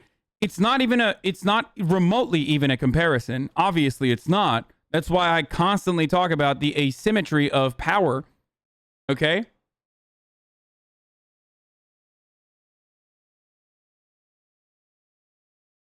Obviously, the IDF won't fire rockets from civilian buildings. Why are you taking the... Wait, what? Are you fucking stupid? Wait, hold on. Wait, so you believe hook, line, and sinker that, like, Hamas is firing rockets from civilian buildings and that's why those buildings need to come down? Is that what you're saying? So you're taking the IDF propaganda. So what you're telling me is that you will believe Hamas when they say, sorry, we had to blow up this fucking school, this Israeli school, because Israel was firing rockets from it. So that's what you're saying. Since, you know, you're so willing and able to, you're so... No, dude, hold up. Like, for example, the media building that got demolished. The media building that got demolished. What's up? Were they firing rockets from the media building? I had no idea. I cannot believe the Associated Press was working alongside Hamas to fucking hide the truth that they were lobbing rockets from that building. Maybe he was being sarcastic. Maybe.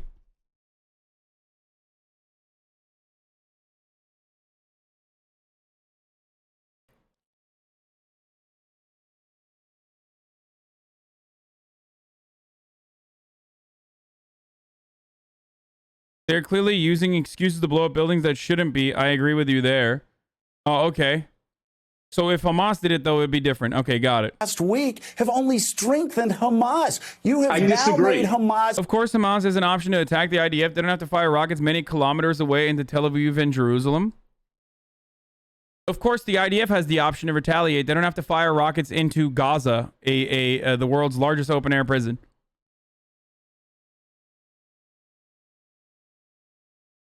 But they don't do that, do they?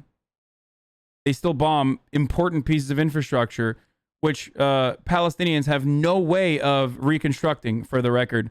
because Israel also controls concrete coming into the Gaza Strip and literally all building materials that go into the Gaza Strip, which they currently have sovereignty over. Is that good?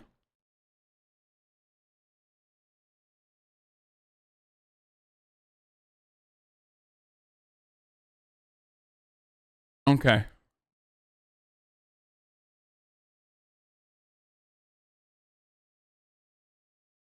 That's the I disagree. only Palestinian Authority in Gaza that the Palestinian people are going to look to now. I disagree. And we have to... Like, I would go so far as to say it's additionally unjustifiable that Israel has all of these mighty weapons, okay? Like, they have all of these incredible weapons that they fucking tout all the time. Like, look at how fucking strong and guided our missiles are. And they still keep killing children. So at some point, you got to ask yourself, like, are the weapons not that good? Are they lying about that? Or are they doing it deliberately? They are doing it deliberately, okay? They're doing it to send a message.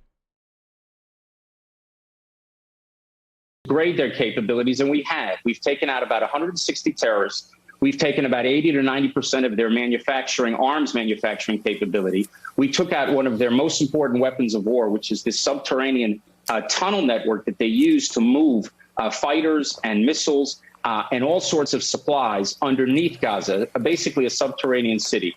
So their capabilities have been degraded. But we're dealing with a terror organization that doesn't want to make peace with Israel. Is not interested in it yesterday. They're not interested in today, and they won't be interested in it tomorrow. And we have to do what we have to do in order to defend our civilians. Look at this. This is like literally the aftermath of... Man, it seems like those missiles aren't too guided, dude. Or they're really, really brutal.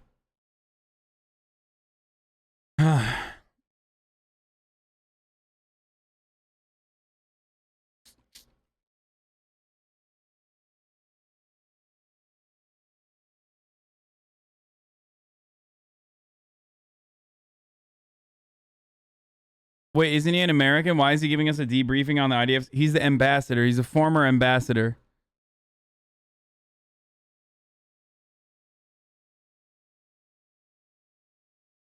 What would happen, Joe, if half of Americans were in bomb shelters as missiles were flying into your cities? What do you think you would want your government to do? I'd be really fucking happy that we have bomb shelters. But of course, the people, the human beings in Gaza do not have bomb shelters. They have nothing. Again, the conversation is never, ever, ever about the humanity of the civilians that are under Israeli occupation. Ever. This is two dudes with the same point of view jerking one another off and deflecting away from the main point of contention. God damn, dude. That's why the people of Israel are united in order to exact such a heavy price. Look. This is a good question. Why should an Israeli care who is being attacked? Honest question. Why should an Israeli person care? Well, one, humanity and morality. I am an American citizen. I'm horrified and disgusted by our actions and speak out against it regularly. You probably should too, unless you're like literally a fucking psychopathic, bloodthirsty freak. Okay, so that's one. Two, even from a pragmatic point of view, this conflict only ends either after you wipe out every single fucking Palestinian with the hopes that there are no other like guerrilla terror organizations that form that want vengeance. Okay, just so full-blown ethnic cleansing, which never ends up well. You will never be able to successfully do it. Okay, which is seemingly what Israel is trying to do currently, or doing currently. Okay, or you try to end the conflict through peace. Ending the conflict through peace means giving Palestinians a voice, ending the occupation, allowing them to have equal rights as citizens. Except no one wants that. Israelis do not want that. I'm sorry. And that's why whenever I bring this up, people are like, are you crazy? These people want to murder us. Well, maybe they wouldn't want to fucking murder you if instead of sending bombs into the fucking prison that you have created for them, you built roads and hospitals and schools. Maybe then they wouldn't want to fucking murder you. I'm just saying, that's a pretty good start. Does people take Hasan seriously? He over-exaggerates everything. People he don't like to and underplays what people he like does. Super obvious. Thank you.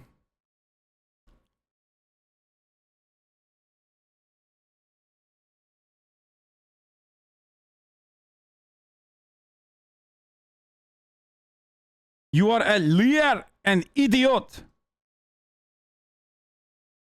You talk as like Hamas care about the Palestinian people. They are not. You are lie. You are idiot. You are liar.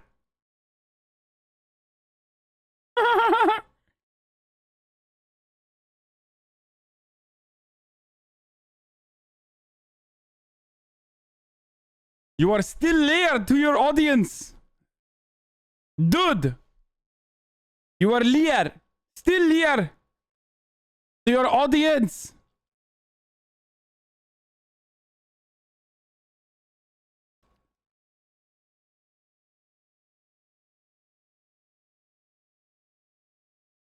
You are a Weasley little liar. Yes, they want to murder all the Jews and don't believe in Israel's existence. That one of Hamas's ideas. Yeah, Hamas, a fringe militant group that the Palestinians are stuck with, believes that. And luckily, they have no power and no weapons and nothing in general in comparison to the IDF's position and the Israeli position overall, the Israeli government's position overall, which manifests in the form of bombing fucking Palestinian buildings where citizens live. Okay? So again, we keep going back to the same point over and over again. We keep going back to the same point over and over again. This motherfucker is literally telling you, like, he talks in the exact same way that Hamas does. But the difference is, one side gets legitimacy and mainstream coverage all the fucking time. The other side has nothing and also no voice.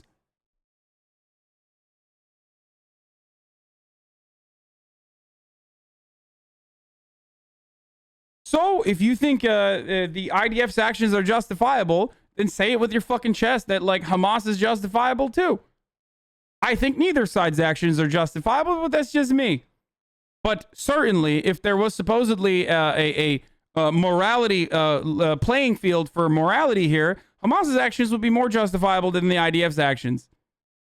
Because ultimately, they are being occupied. Not saying that their actions are justifiable. They're not. You cannot kill or try to kill innocent civilians. Okay? But that's at the heart of my criticism against Israel's actions. Okay?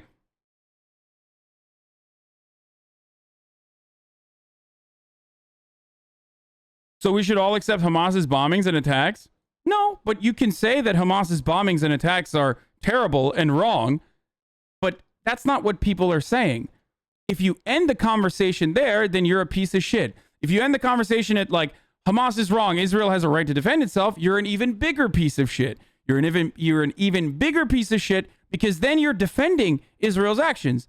A lot of people try to act like they have a moral playing field here, where they're coming at this from a morality point of view, and that's why they're against like Hamas. When in fact, the real reason is because you just want this bombing, or you don't care that the bombing is continuing, as long as it's like Israeli bombs blowing up Palestinian buildings. Okay?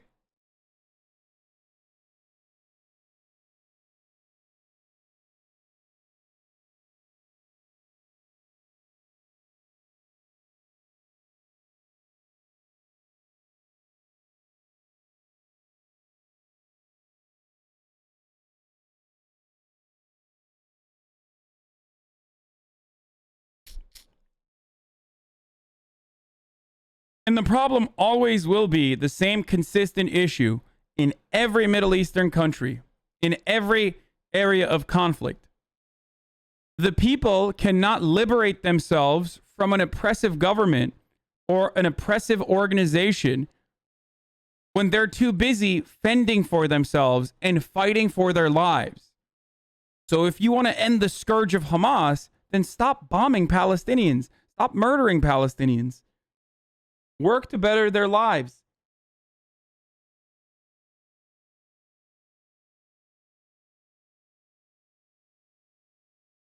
I'm going to start banning people that just say just curious going forward.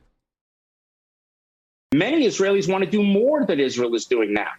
Shocking post on Twitter the other day to Hamas, basically the government of Palestine. There's two different branches here. You have the militant branch of Hamas, and then you have the whatever stands for the Gazan government of Hamas.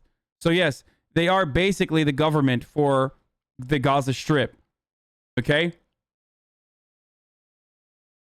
That's not incorrect. That's why I always use my words carefully, and I tell you that the people of Palestine are stuck between the Palestinian Authority on the occupied West Bank with Mahmoud Abbas, who is defanged and also is corrupt himself, versus on the Gaza Strip, the only fucking kind of governance they have and the only like authority that they have there is Hamas. So they're just stuck and they can't even fucking do elections regardless. Last time motherfuckers voted for anybody was in 2006 or was it 2007? They don't have a standing army. They don't have a police force. They have nothing. They have absolutely nothing.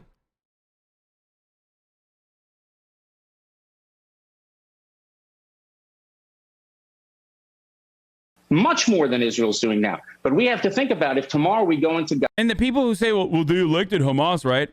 Dog, we elected Donald Trump. Should they Okay, we elected Donald Trump. Should Pakistan nuke us? Should we all fucking die then? We elected Donald Trump. Is that how these things work? Is that how you can see? Is that how you see the world? Fuck, the UK elected Boris Johnson. Nuke that too. Sorry. Not a single country would be alive with that mentality.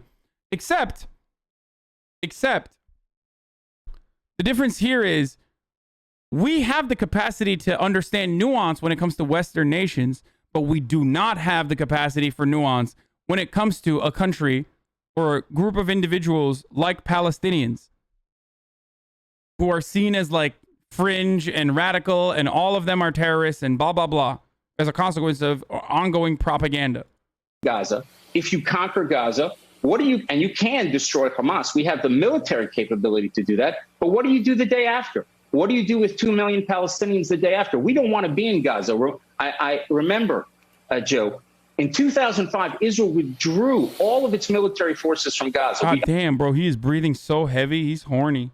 Uprooted 17 settlements in Gaza. Took 10,000 Jews out of Gaza. We have no desire to be in Gaza. But Hamas took over that territory and has used it as a launching pad against our civilians. And no government will accept this.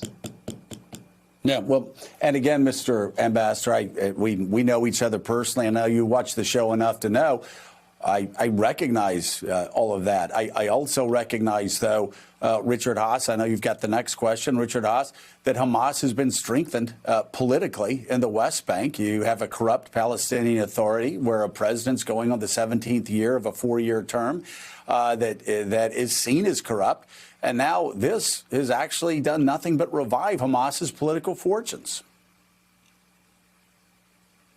Mr. Ambassador, I also wanted to raise another group of 2 million people, not the 2 million inhabitants of Gaza, but the 2 million Israeli Arabs. And it seems to me Israel is facing this external challenge from Gaza, and I actually think Joe is right. However much you degrade Hamas militarily, you're arguably strengthening them politically vis-a-vis the Palestinian Authority. But what is Israel going to do to quiet the domestic turmoil, the intercommunal violence? You've got 2 million Israeli Arabs who increasingly feel they are second-class citizens. The prime minister clearly opposes their. I can't wait for him to be like, well, those guys are also fighting back against fucking Israeli Jews. There's a lot of militancy there, so that's also involvement in the coalition government. What do you say to them? Well, how do you prevent them from getting further radicalized? Oh my God! Oh my God! Oh my God! The way that this question is set up is to literally make it seem like they too are Hamas, dude. Fucking end me, okay? That is like, well, how can we stop them from becoming spies for Hamas? Which they probably are, by the way. So, like, You know, how do we deal with the fucking scourge of Israeli Arabs, dude? What are we gonna do about these Israeli Arabs, bro? They might be Hamas too. You better watch out, dude. Well, I don't think that's true regarding the prime minister, but we can put that aside for a second.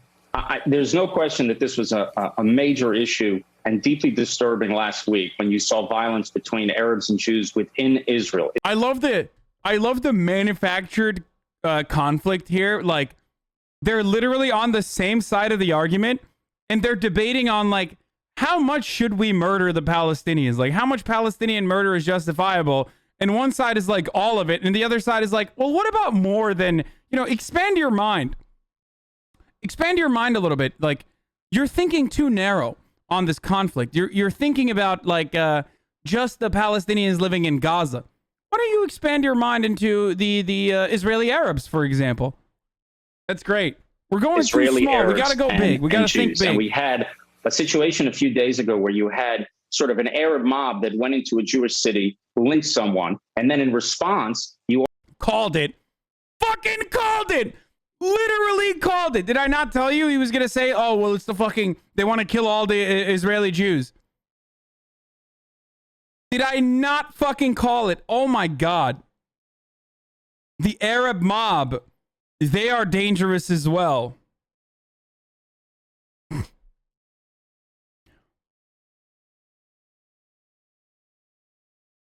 You also had Jewish gangs that went in and lynched an Arab, and it ripped at the fabric of Israeli society, where our vision of Israel as a Jewish and democratic state is to ensure that our Israeli Arab citizens, which, as Richard said, is 20% of our population, it's 2 million Israeli Arabs, that they will be integrated into the country. And what's interesting about what has happened in the last year is that you've actually seen an increase, a palpable increase in the pace of integration of Israeli Arabs into Israeli society. You saw that during the COVID response, where if you go to Israeli hospitals, you'll see doctors and nurses and, of course, paramedics, and pictures seen throughout the world working together, Jews and Arabs, to fight back against COVID. And we also saw it after the Abraham Accords. We had 4 peace agreements with Arab states, and there was a great feeling in Israel that this would actually accelerate integration of Israeli Arabs. And what we saw last week, motherfucker, those guys have, that has nothing to do with your treatment of Palestinians. It's like they are already like so ready to get American weapons and shit. Like, they'll do whatever. They'll keel over. Like, dude, I don't understand. Like, I don't get it. Like, we keep murdering Palestinians, and like, but like all these other Arabs in fucking the UAE and Saudi Arabia are on our side, like the governments. Like, I don't understand. Like, what do you think? Like, Arabs are all fucking one hive mind or something? Like, you think all of the Muslim world is just a singular hive mind?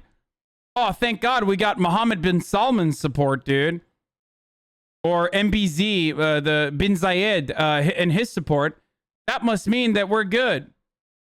That must mean we're on good terms, dude.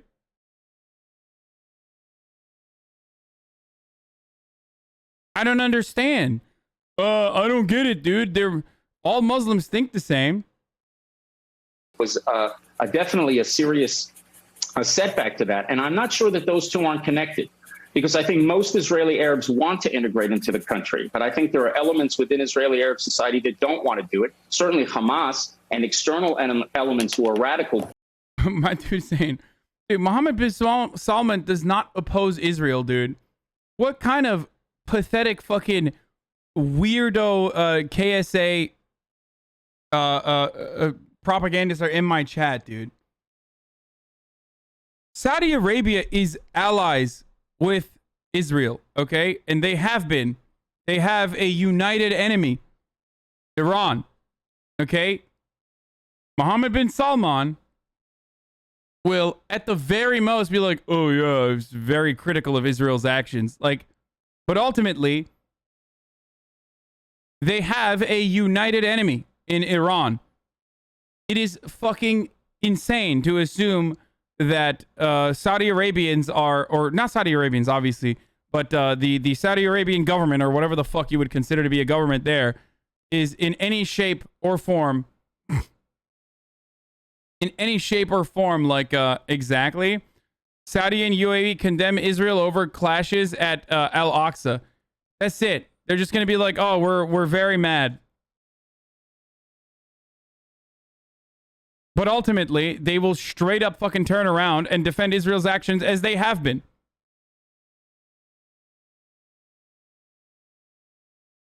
So strongly worded, dude. It's performative. And I see this with Erdogan too. Motherfuckers will get mad at me when I bring this shit up.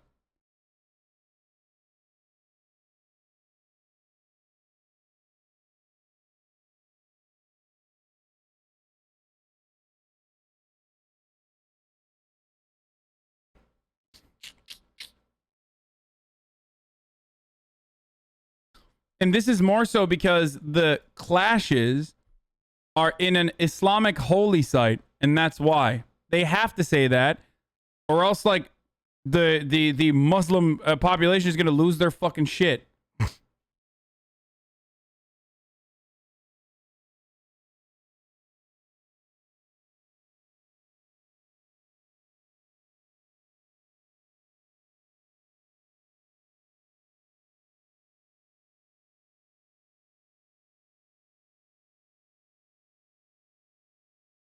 Don't want the Israeli Arabs to do it. So I think that they are fanning the flames. We're doing everything that we can in order to reduce tension. We've had political leadership across the spectrum, left, right, and center, that have come out very forcefully against violence, whether it's Jews against Arabs or Arabs against Jews.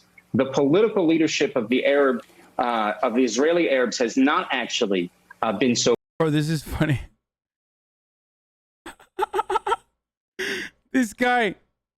This guy didn't even try, dude. Like, it's not even a fucking rebuttal. It's just like, Armenian thinks this side.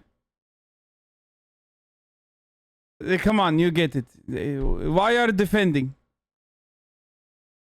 So vocal. Some of their religious leadership has. We've seen a decrease in intercommunal violence over the last few days. I hope that continues.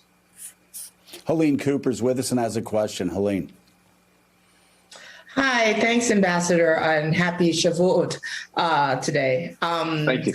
I wanted to just take a whack at Motherfucker looks like the Omni Man, by the way. Anyway, sort of extenuation of what Joe was asking, because I wonder just how much longer you think Israel and the Netanyahu government can survive sort of the degradation that we're seeing of the bipartisan consensus on Israel here in the United States, which a lot of this started after Bibi went and gave that address against President Obama's wishes. That's the thing I don't understand too, is like, why do American Democrats like cape for psychopathic far-right morons in Israel? Like, it doesn't make any sense. Like, there is not a better testament to the Democratic Party like lacking any sort of like consistent principles on humanity or political ideology than straight up being an advocate for the right-wing Israeli government over and over and over again. Like, I will turn around and maybe use some reductive terms here, but it's wild to me that like, it doesn't matter, Democrats or Republicans, like, we always love the right-wing Israeli government, like, always. To Congress against the Iran nuclear deal. You have now, during this latest crisis, you're seeing an increasing number of Democrats who are criticizing Israel and who are pressuring Israel more into ceasefire. People we hadn't seen doing this in the past. You're seeing people like Bob Menendez. You're seeing Greg Meeks. These are hardly people I would describe as the hardcore left of the Democratic Menendez, dude. Party. Do you worry at all that because also of the 4 years of hyper partisanship on Israel during the Trump administration, that you're in a worse position now when you look at American support than you would have been? Literally, this entire convo is like they're running PR for the Israeli government, dude. They're like, hey, this meeting of the minds unironically reads like a bunch of PR firms got together and are briefing Netanyahu on what not to do and how to move forward in an effort to whitewash genocidal war crimes. Like, you know, it's starting to look kind of bad, Sweaty. Like, we need to focus on the optics of the situation. Not a single fucking mention in 11 minutes of coverage. Not a single fucking mention of Palestinian deaths, Palestinians as human beings, the media building that was bombed. Like, it's not like this video is from 2 weeks ago. This video is from today, this morning. They shot this video this morning, and not a single one of these fucking animals brought up any of the things that Israel did in a negative way. Before? Look, we're very appreciative of the strong bipartisan support that Israel has traditionally had, and we've done it with successive administrations, both Democrats and Republicans, and on both sides of the aisle. I honestly can't wait for, like, I haven't seen, like, the only fucking extremists are acknowledging the humanity of Palestinians takes yet. Like, I'm surprised.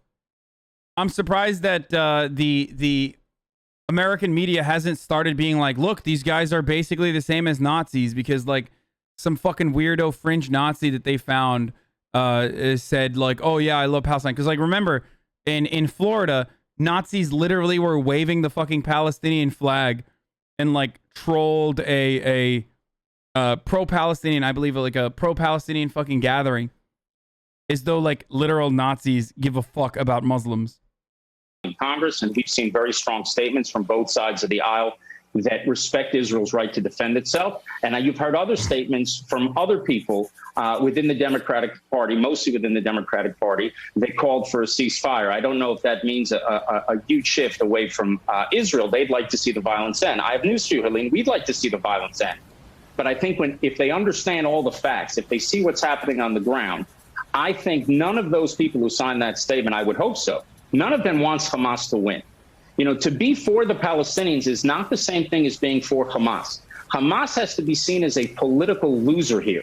Now, Joe said before, we are strengthening Hamas politically. I disagree. I think it depends on what the world does. We're going to degrade them militarily. The question is, does anyone give Hamas gains politically? And one way they get strengthened is for people to start pressuring Israel when we're fighting against a terror organization rather than blaming Hamas. Another thing that could happen is in Jerusalem. Hamas is trying to sort of change the status quo in Jerusalem. For the international community to reinforce it, to back Israel in Jerusalem, would send a strong signal to Hamas. The international... But they are already, dude. What the fuck? Like... Bro, this is so fucking insane. Like, I honestly don't get it. Like, I said this yesterday, but I think they just want, like, Joe Biden to operate one of the fighter jets or something personally.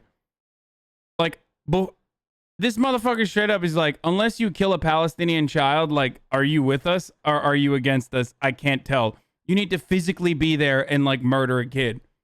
Only then will we be like, oh, you know, okay. Even then, they'll be like, you're not doing it right. You're holding back in your murder. It's crazy. It's fucking crazy.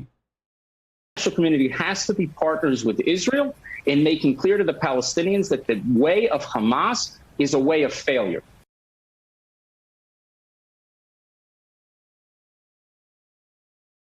I think Israel has more UN condemnations than any other country. It's meaningless. Without America actually fucking condemning Israel, it is completely meaningless. And at this stage, I don't even know if America even condemns Israel and then that moves the needle. I don't think so.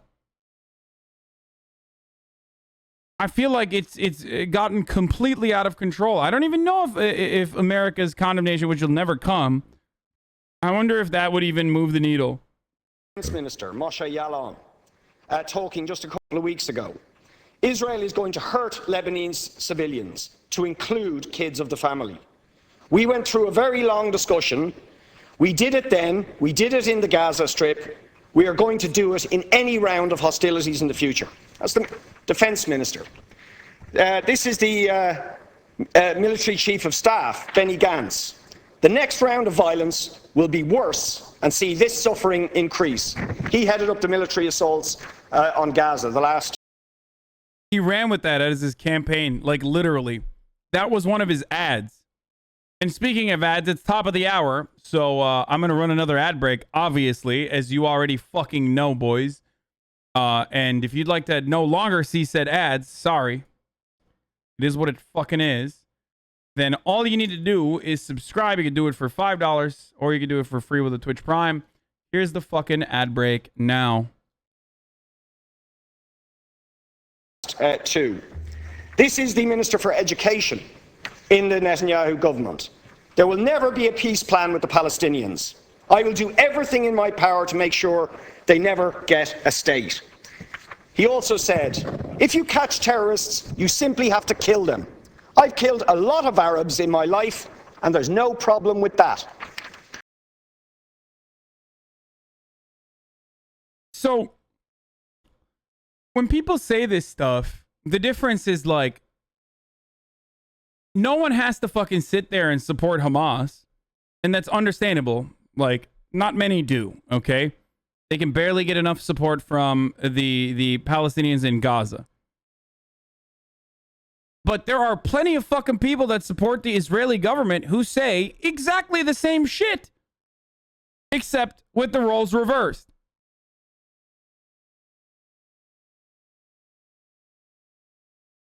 So what's up?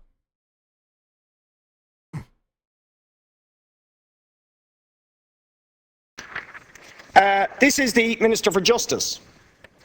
Palestinians are all enemy combatants. This also includes the mothers of the martyrs. They should follow their sons. Nothing would be more just. They should go, as should the physical homes in which they raised the snakes. Otherwise, more little snakes will be raised there. That's the Israeli Minister for Justice in the last few months. The Israeli Deputy Minister for Defense.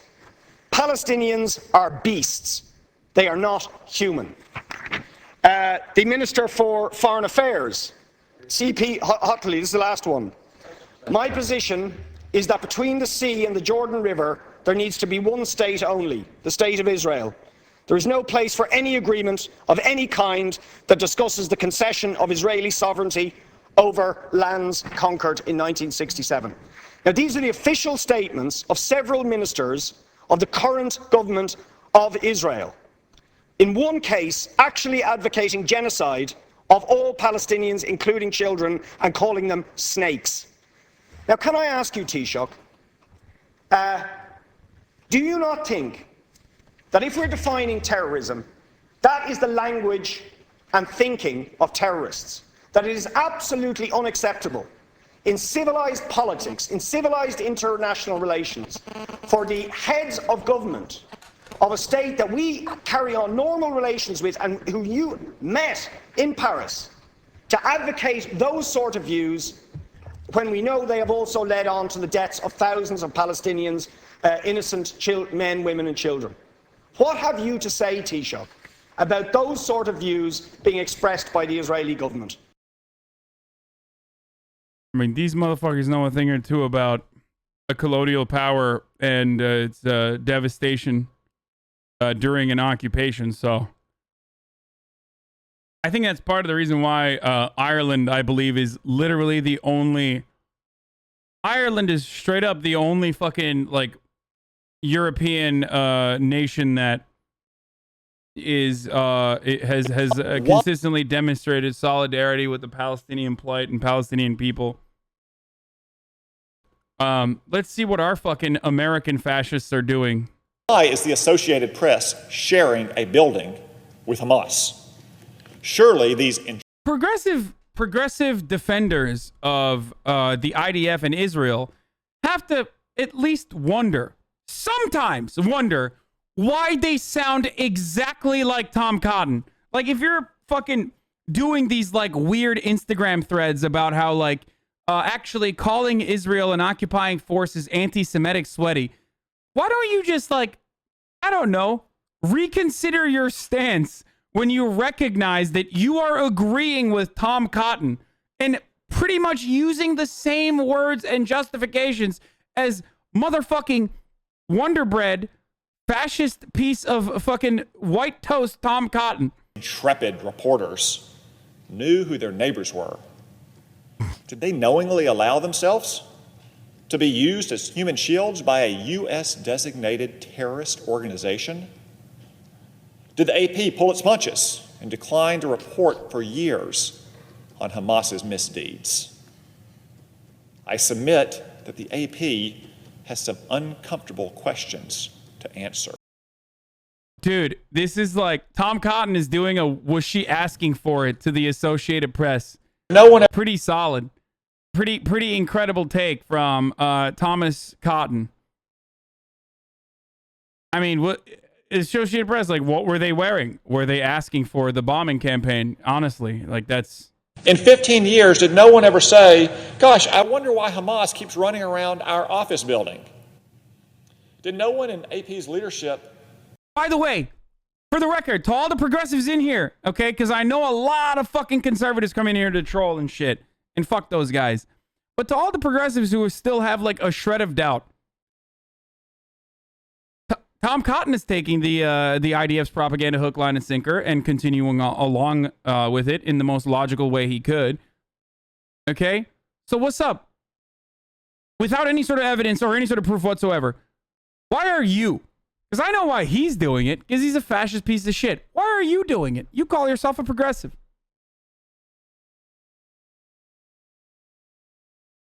No proof whatsoever, no proof at all, by the way. Think, you know, maybe we should move our people to a safer building in a better neighborhood. Under the circumstances... What safer building? In Gaza? Where are they gonna go? They already have a base in Tel Aviv, you fucking idiot! How are you gonna cover the Gazan side without officers in Gaza? Where is he gonna move? Where could they move? Where? Out of Gaza?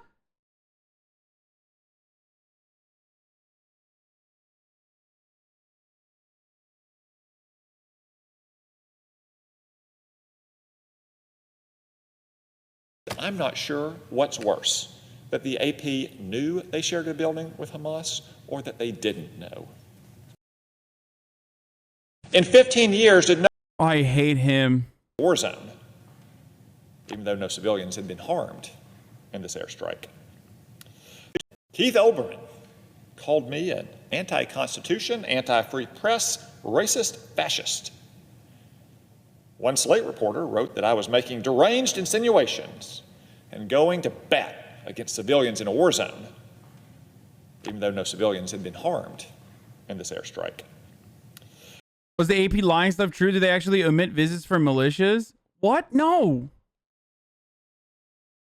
Unless they're like actually fucking covering the Gazan side of the conflict. What the fuck are you talking about, dude? Yeah, dog, for 15 years, the Associated Press just simply was providing cover for Hamas, dude. It's crazy. You know what the funniest thing is? Like, one, Israel could not even verify it at all. I don't know where the fuck the information is. Even if they actually literally had proof that it was there, why didn't they fucking tell AP to, like, move out of that building? That's another problem. And lastly, you can't just bomb a building with media companies in it because it's a war crime. But regardless of all of that, what blows my mind in the situation is like we're not even operating with any evidence whatsoever. We're just like we're just acting like the Associated Press was, running cover for Hamas for 15 years, dude. Why? Because a government that has routinely lied to the media and also bombed the media said so.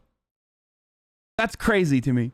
That's fucking crazy. To be able to believe these lies, you have to literally just close your eyes, plug your ears, keep screaming, and just repeat it over and over again until maybe some people will believe it.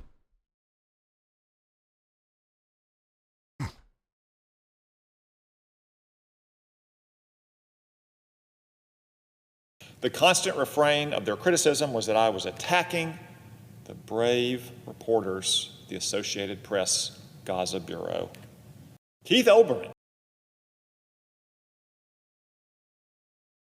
his top newsman, said he was shocked and horrified by an airstrike that caused no casualties.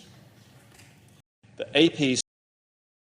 Yeah, like that's normal, dude. Like that's a fucking normal thing that like, of course they're here. Let's watch. Hi, oh, Jesus Christ, that's so loud. Dude, check the coverage video about, fuck, I'm sorry about your ears.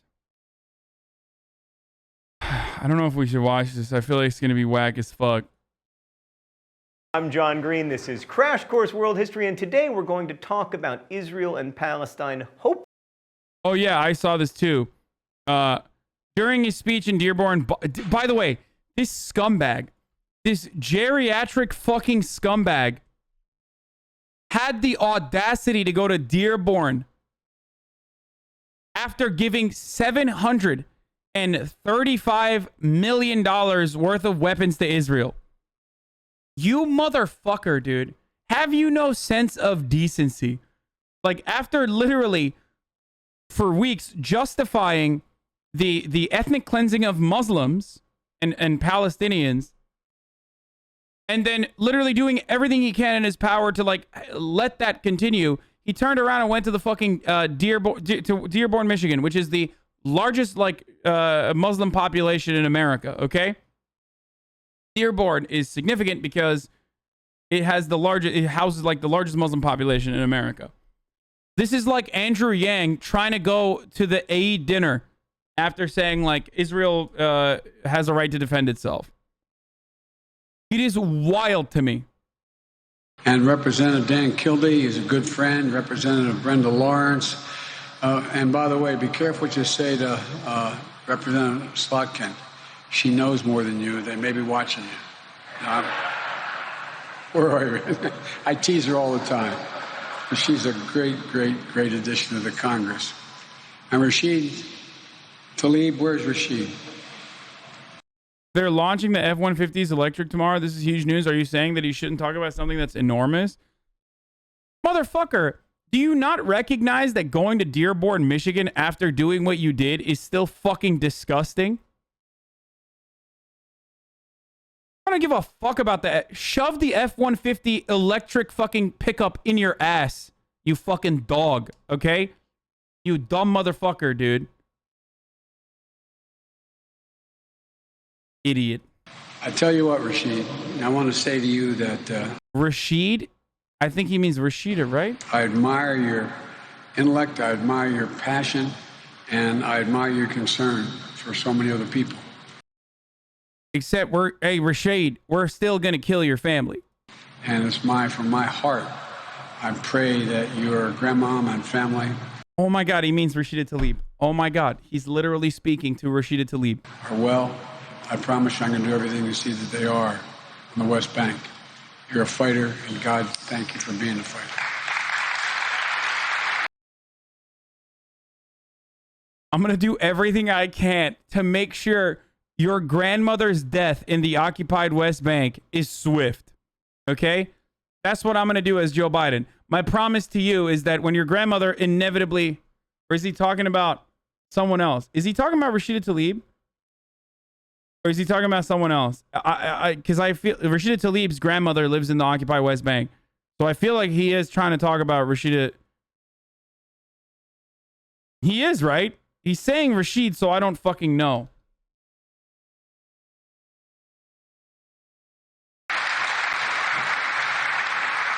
In and 11, no, a lot of 11s.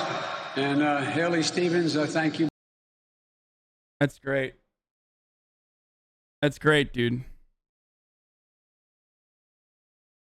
Motherfucker said Rashid. Balls. Biden directly addresses Rashida Tlaib, and from my heart, dude, hearts and prayers, dude. R.I.P. to your grandma, but I'm different, dude. I fucking, hearts and prayers for your grandma, dude, but, sorry.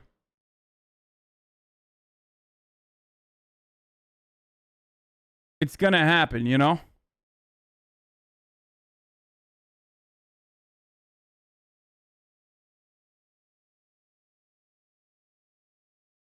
Hearts and prayers to your grandma. Oh, she's still alive? Okay, not for too long. You know what I'm saying? Because like we just gave $735 million worth of weapons to the occupying force that is brutally occupying your grandmother's existence. So hearts and prayers. Remember when I used to make fun of how Joe Biden calls you up? You're gonna fucking, you know, you're on your last leg. This is it. You have 2 years.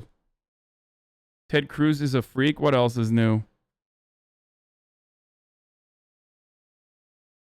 Oh my God. 111 Texans died during the winter storm. Ted Cruz fled with his ill-fated trip to Cancun.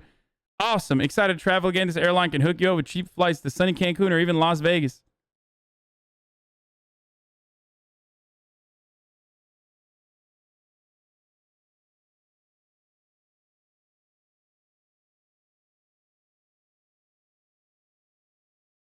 What a fucking freak, dude. Here. Hopefully without a flame war. Yeah, big ask, Mr. Green. I mean, that fight goes back thousands and thousands of years. Except thousands of years ago, there wasn't an Islam yet. So yeah, no. Also, let me submit that very little of this conflict between Israel and Palestine over the last several decades has been about, like, theological differences between Islam and Judaism. No one's arguing about whether the most important prophets descended from Abraham's son Isaac or his son Ishmael, right? It's not about whether to fast during Yom Kippur or Ramadan. It's about land. Portraying the conflict as eternal or as religious makes it feel intractable in a way that frankly it isn't. So instead, let's begin, as most historians do, in the late 19th century. And instead of talking about religion, let's follow the lead of historians like James Gelvin and discuss competing nationalisms.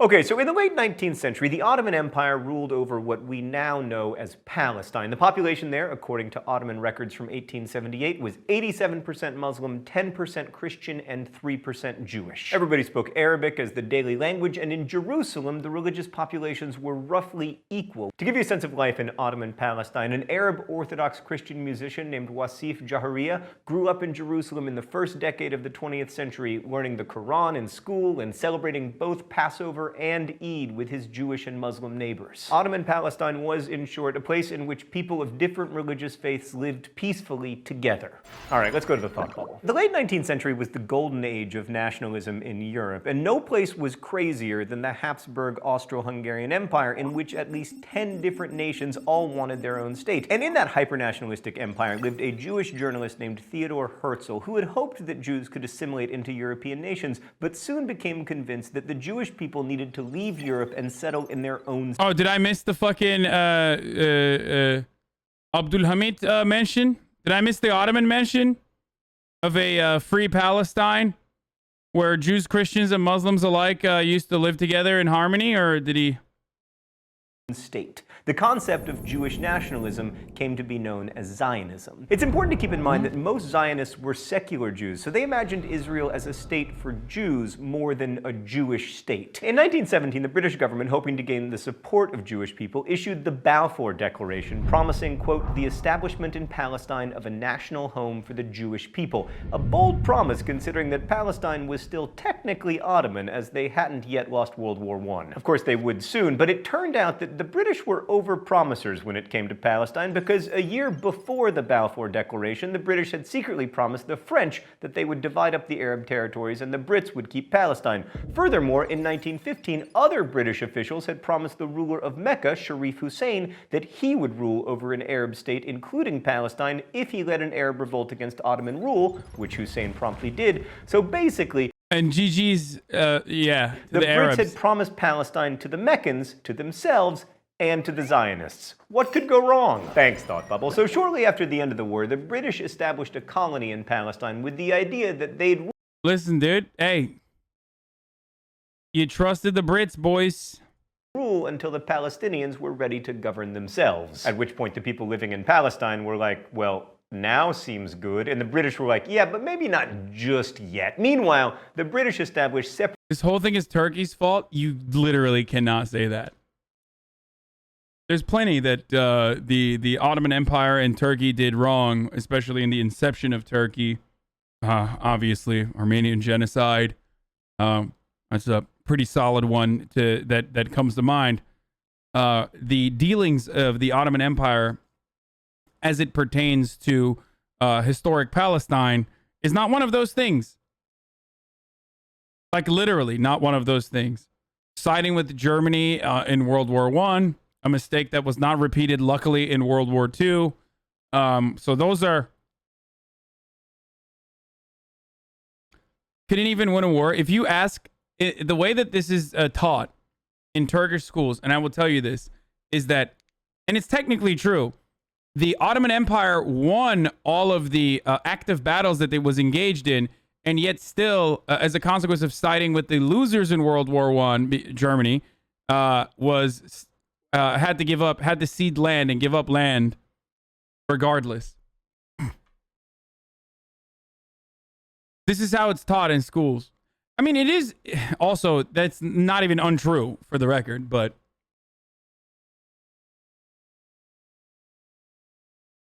I'm from Jordan. All I was fed while I was young is that the Ottoman Empire was a colonial power. What? I mean, but that's true. It was a colonial. It was an empire, dude. Look at this. What do you think this is? It was. Of course it was. Like, that's correct. You haven't been fed falsehoods. That is true. Of course it was a fucking colonial power. In the same, like, there's distinctions between the Ottoman Empire in comparison to British colonies. Very significant distinctions. But it's still an empire.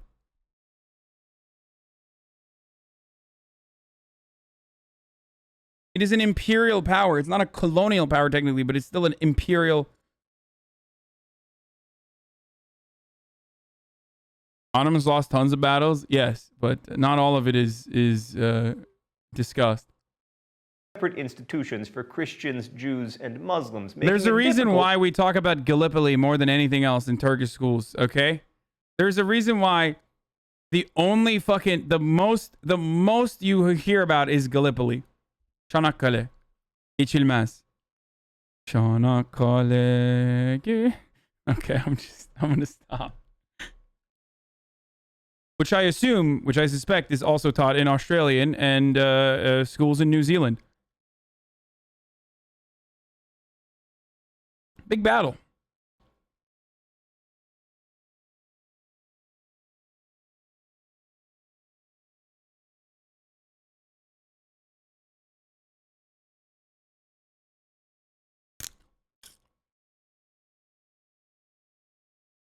So big that the Anzacs, like Australians and people from New Zealand, will still come to Turkey to pay respects to those who passed away. Like, and it's a somber reminder of I guess British colonialism still technically, that they forced them to go and fight battles for the Queen and King.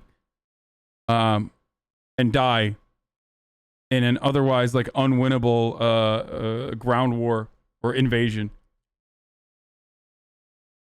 Yeah, Anzac Day is what it's called.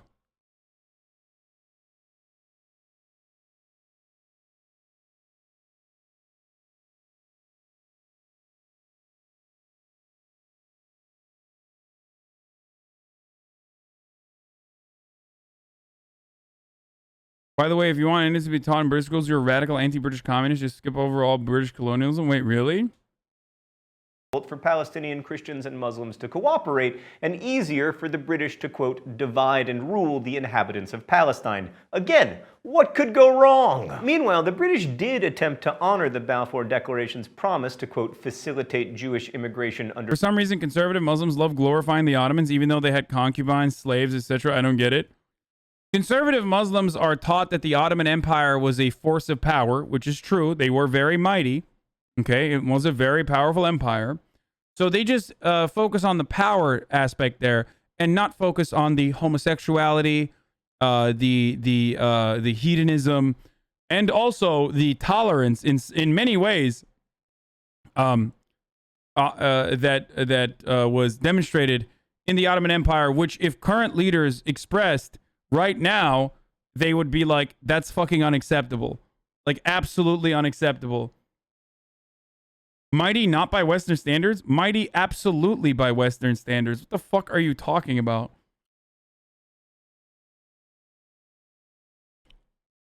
What? Motherfucker, literally, that's insane, okay? What the fuck, dude? People are like, yeah, what's next, dude? Was the fucking golden age of Islam actually not golden but bronze? Is that what you're gonna say? No, dude. The fucking Muslim nations literally were never civilized, okay? In any meaningful capacity. They were always fucking backwards. They were always war-torn. Like, here, just inject more fucking copium into your veins, dude. This is some straight-up fucking Orientalist bullshit, by the way, which is taught all the goddamn time in Western schools, I assume. No. They were always fucking bad. They were, oh, God. They were never mighty. Oh, it's only America and Western colonial powers. Eurocentric chats, Eurocentric education is showing again. Yeah, it's just all the way to Austria. The Ottomans took over nearly the entirety of Eastern Europe, all the way to fucking Austria. At which point they were expelled and purged. The empire was vast, too vast, and it was so large that it was nearly impossible for it to survive or continue surviving. Turkey is the antithesis of European colonialization. That's why they hate you.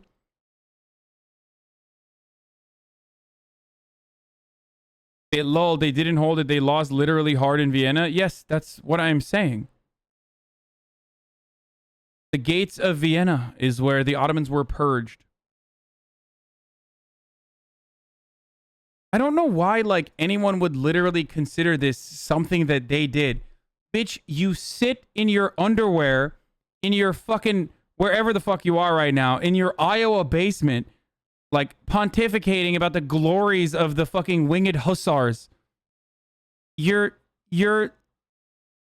not you, okay? You're just a idiotic reactionary in Ohio. Or in fucking whatever European country, by the way. Because a lot of Europeans, like, will always bring this shit up. Okay?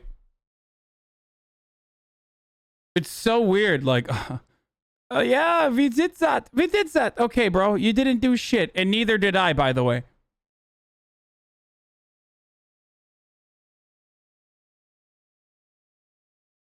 Anyway.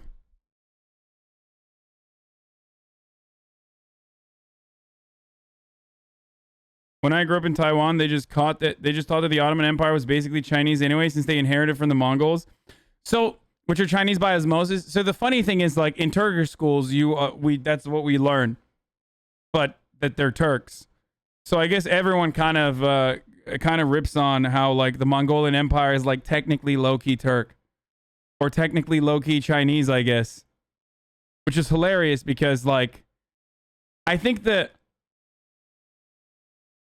saying that, like, they're Chinese is a little bit more ridiculous than saying that they're Turkic, because the Turkic population made up a pretty solid fucking sizable force, and they were also nomadic and from the same area and literally fought the Chinese.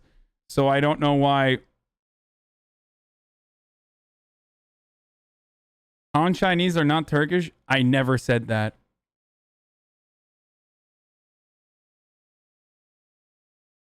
I just find it funny that everyone takes ownership over, like, what they consider to be, like, a cool thing throughout history that was a very long time ago.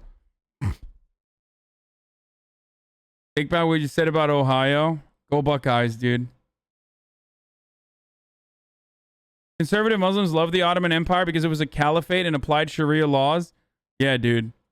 Very loosely, for the record.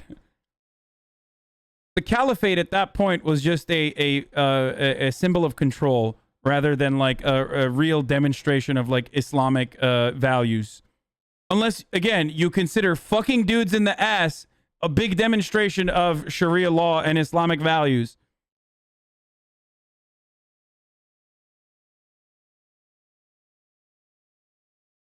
Under suitable conditions. Between 1920 and 1939, the Jewish population of Palestine increased by over 320,000 people. In fact, by 1938, Jews were just under 30% of the population of Palestine. And the growing Jewish population focused on purchasing land from absentee non-Palestinian Arab landowners and then evicting Palestinian farmers who were living and working there. By controlling both the land and the labor, they hoped to establish a more secure community within Palestine. But of course, these practices heightened tensions between Jewish people and Arab Palestinians during the 1920s and 1930s. Along the way, Palestinian Arabs began to think of themselves as the Palestinian nation, and that growing sense of nationalism erupted in 1936 when the Palestinians revolted against the British. With the help of Jewish militias, the British brutally suppressed the Palestinian revolt, but in the aftermath, the British issued a white paper limiting Jewish immigration to Palestine and calling for the establishment of a joint Arab and Jewish Yo, low-key, this is kind of fair. I'm surprised. I guess I shouldn't be surprised, but... Jewish state in Palestine within 10 years. This managed to leave no one happy. The Zionists were angry at Britain for limiting Jewish immigration at a time when Jews particularly needed to leave Europe, and the Arab Palestinians were unhappy about the prospect of waiting 10 years for a state. And then came World War II, which was actually quite a peaceful time in Palestine. But then it ended and tensions resumed, and the British realized that colonies like Palestine were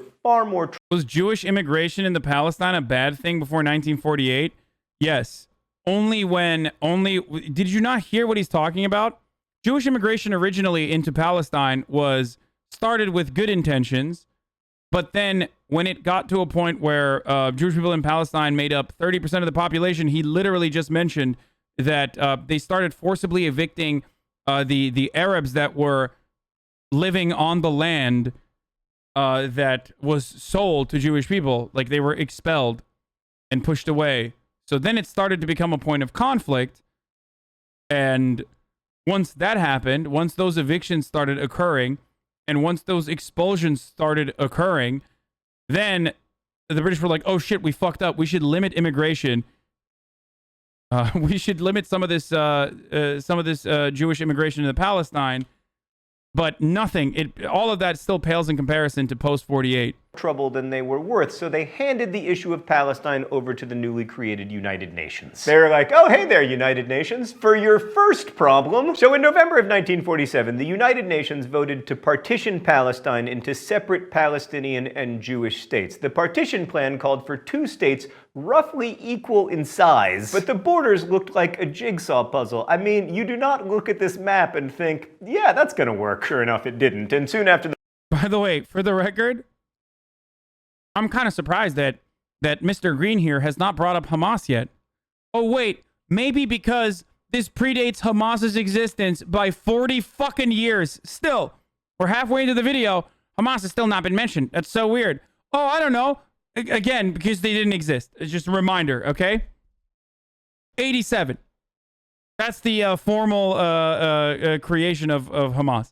The plan was announced. The cleverly named 1948 Arab-Israeli War broke out with Israel on the one side and the Palestinians and many Arab states on the other. The Israelis won, and when an armistice was signed in 1949, Israel occupied a third more land than they would have had under the UN proposal. Meanwhile, Jordan controlled and later annexed the West Bank and the Old City of Jerusalem, and Egypt controlled the Gaza Strip. Over 700,000 Palestinians fled their homes and became refugees in the surrounding Arab countries. And to Israelis, this war was the beginning of their nation. To the Palestinians, it was the Nabka, the catastrophe, as they became stateless. Over the next 18 years, nothing changed territorially, and then in 1967, Israel and several Arab states went to war again. It was called the 6 Days War because, get this, it lasted 6 days. Israel won and then gained control over the West Bank, the Gaza Strip, the Sinai Peninsula, and the Golan Heights. So the 1947 proposal looked like this. By 1967, things looked like this. Then the UN passed Resolution 242. Man, they are good at naming resolutions, which outlined a basic framework for achieving peace, including Israel withdrawing from the territory acquired in the war,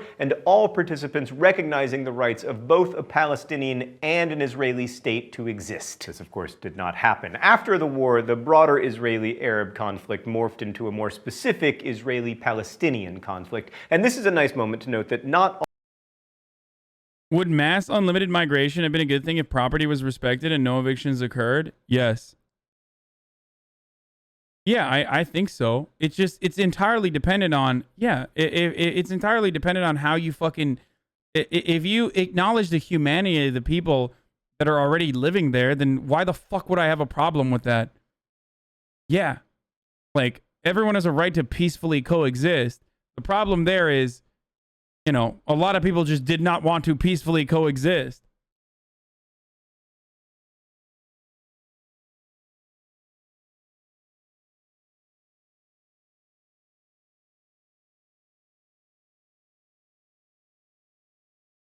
All Muslims are Arabs, not all Arabs are Palestinians, and not all Palestinians are Muslims. Like, there's a significant Christian... That's definitionally cultural genocide of the Arabs and Muslims, LMAO. Okay, here's the problem there. What you are mentioning here, without mass expulsions and mass evictions, is just immigration. It's a colonial power. So ultimately, no matter what happens, the colonial power is always going to fuck it up, as they did. But the problem there is still the destruction of property, the destruction of fucking villages, and mass expulsions and murder. So the bad part isn't Jewish people moving in to an area and occupying. The bad part is the occupation. Immigration is not definitionally like cultural genocide or whatever the fuck you're saying. I'm sorry, dude. So is the mass migration of Han Chinese to Xinjiang just immigration? I'm sorry. Are you upset that the Han Chinese are moving into Xinjiang? Or are you upset that they have fucking concentration camps? Sorry. Work camps. Labor camps. It's the eradication of the Uyghur Muslims culture that is the problem. Not that Han Chinese are moving in. I find it really fucking weird that, like, dude, what is your advocacy? That, like, we should have eradication by mass migration, buddy boy. Yeah, no, you're right. Actually, we should be exactly like the fucking reactionaries, dude. That peaceful coexistence cannot happen. So we should just have an ethno-state. We should just have a Muslim ethno-state. Of course, there were Jewish people living in that region even before, and were at the time. But yeah, we shouldn't let them. We shouldn't let them we shouldn't let them fucking mix. You know, either. No race mixing. None of that, dude. That's fucked up, dude. Really good. Really good take. Oh wait, no, never mind. I think that's an ethno-state, and probably not a good idea.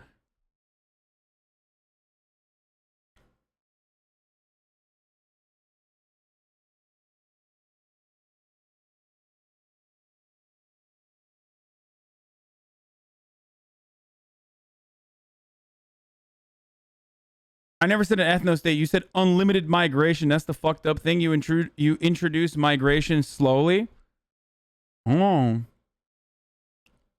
Sounds like you want to limit the amount of migrants that are coming into the United States of America as well. I mean, otherwise, unlimited migration in the United States would destroy American sovereignty, right?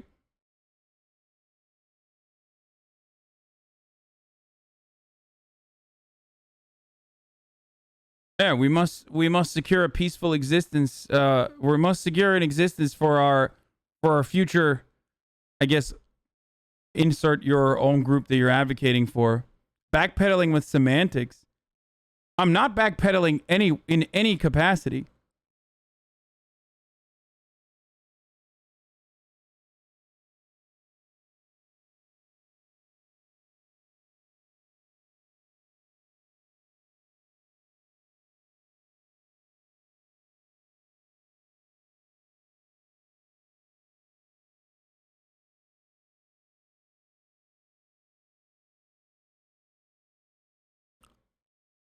The problem with mass migration in Middle Eastern countries or in that region is that it accompanies displacement and genocide in many instances to reshape the ethnic background, the ethnic demographics of that region in particular.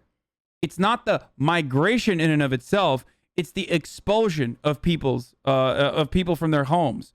We don't get mad at migration here in the United States. We don't get freedom. You should never be upset at freedom of travel. Okay? Freedom of movement is a human liberty. Okay? It's a human right. That's fucking crazy to me. Thank you, Fayar, for the fat raid. Hope you had a good stream.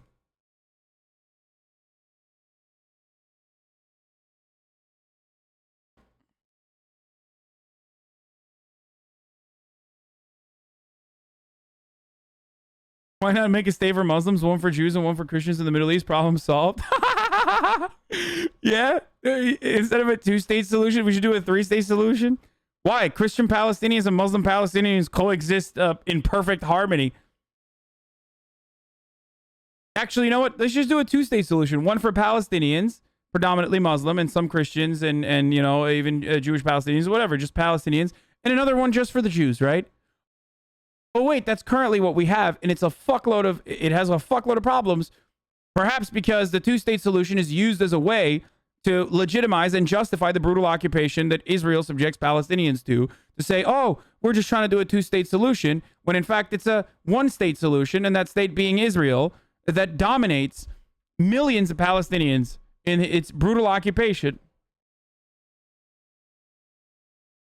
Minority of Palestinians, for instance. Palestinian is a word used to describe the ethnic identity of those who have historically lived in Palestine. There were, for instance, lots of Christians in the Palestinian Liberation Organization, or PLO, formed in 1964 and led by Yasser Arafat. The PLO oversaw guerrilla groups that attacked civilians, but also used non-violent approaches to try to achieve a Palestinian state. And meanwhile, the Israeli government began to establish Jewish settlements in what had been Palestinian territory, including East Jerusalem, the West Bank, and the Gaza Strip. There are now over 350,000 Jewish settlers in the West Bank and over 200,000 in East Jerusalem. And these settlements are illegal according to international law. But don't let anyone in Israel hear about that, dude. That has to, hey, sorry. That's just, it had to happen. Sorry. What are you going to do? Not take over, dude? It's free real estate. But Israel counters by saying that they aren't really illegal because Palestine isn't really a state. By the late 1980s, Palestinians launched the first intifada, which literally means shaking off. And this began with boycotts of Israeli products and services and refusing to pay Israeli taxes. But when the Israeli armed forces cracked down on protesters, violence ensued. And the first intifada also saw the founding of Hamas, which launched the first suicide bombing against Israel in 1993. Hamas gained support partly because of its militancy, but mostly because of its social welfare projects in Gaza. For the record, Hamas was the fundamentalist armed resistance group in comparison to the PLO, the Islamist fundamentalist one in comparison to the PLO, which, of course, was, and I cannot stress this enough, this commentary is wildly one-sided. I can't believe you're watching this.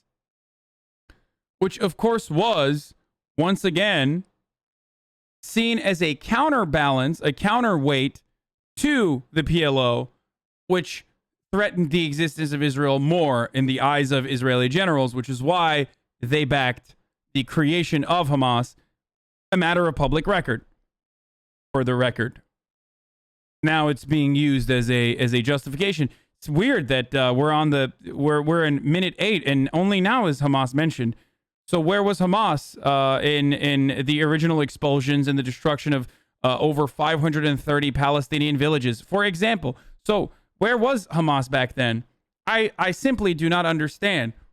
Where was Hamas for all the massacres? Where was Hamas for the mass expulsions and displacement that occurred? Oh, it wasn't there. So I don't know what the reasoning was back then, but you know. Gaza. It built and staffed schools, mosques, and clinics. The most important legacy of the First Intifada was the emergence of peace talks between Palestinians and Israelis. This led to the Oslo Accords and a peace process based on our old friend United Nations Security Council Resolution 242. But there were a lot of issues to resolve. I mean, putting aside the question of how to make two states that don't look like a jigsaw puzzle, there was the question of the Jewish settlement and the right for Palestinian refugees and their descendants to return to Palestine, water rights, which are a big deal in that part of the world. And yeah. Luckily, all of that has been settled now. because Israel controls all of it and uses it to its tactical advantage and to continue its cruelty of Palestinians.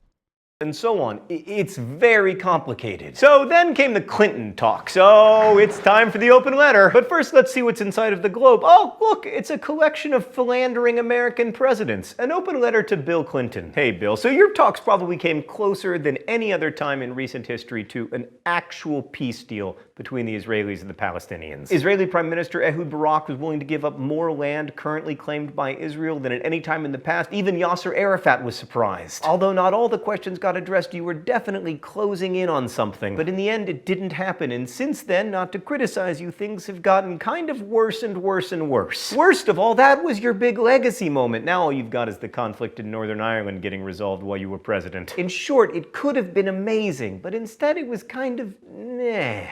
Kind of like your presidency, actually. At least you'll always have those vodka-soaked hugs with Boris Yeltsin to look back on. Best wishes, John Green. So the Clinton talks failed, Ehud Barak's government was undermined, and then in September of 2000, Prime Minister candidate Ariel Sharon led a group of 1,000 armed guards to the Temple Mount in the Old City of Jerusalem. To Muslims, this is known as the Al-Aqsa Mosque, and it's the third holiest site in Islam, behind only the Kaaba in Mecca and the Prophet's Mosque in Medina. And it's the holiest site in Judaism, so in short, it's a pretty touchy place to march to with 1,000 armed guards. So the event sparked a massive protest, which eventually led to the much more violent Second Intifada, in which more than 3,000 Palestinians and 1,000 Israelis were eventually killed. In 2002, the Israelis, claiming to act in defense of civilians, began construction of a wall around the West Bank, but instead of following the borders established after the 1967 war, the barrier was built to include many Israeli settlements on the Israeli side. To Israelis, that was about self-defense. To Palestinians, it was an illegal land grab. Then in 2005, Yasser Arafat died, and in an election shortly thereafter, Hamas won a majority of the parliamentary seats. Since then, Hamas and the Palestinian Authority have sort of divided how to govern Palestine, and it's also sort of been poorly governed. In the past 10 years, Hamas has frequently launched rocket attacks into Israel. Israel has responded with extended and extremely violent invasions of Palestinian territory that have seen thousands of Palestinians killed,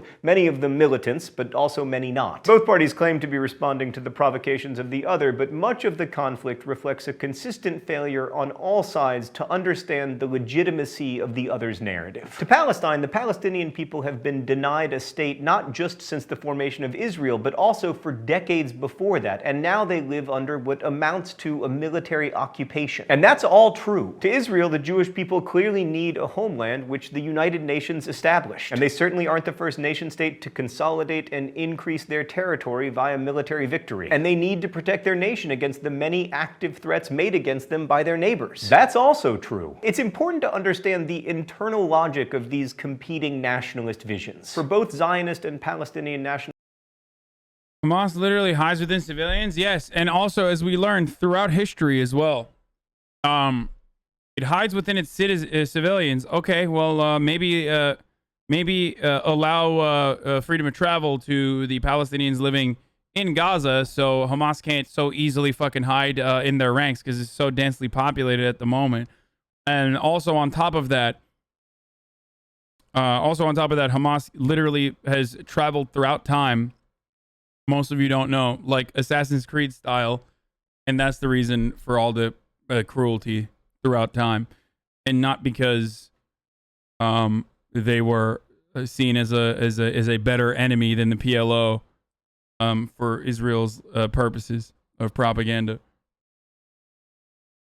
Visions to eventually work. It's necessary to understand the right of each to exist and the legitimacy of each's historical narrative. But these problems aren't thousands of years old, and they aren't intractable. They emerged in the British Mandatory period. But let's hope that by understanding that this isn't an endless religious war, that we might be closer to seeing its end.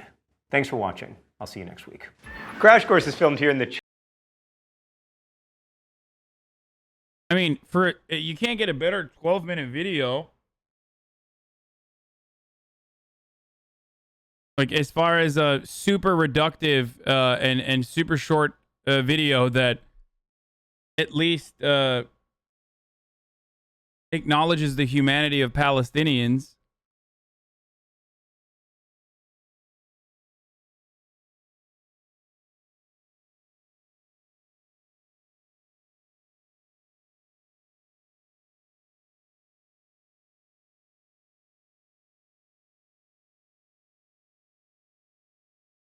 Anyway.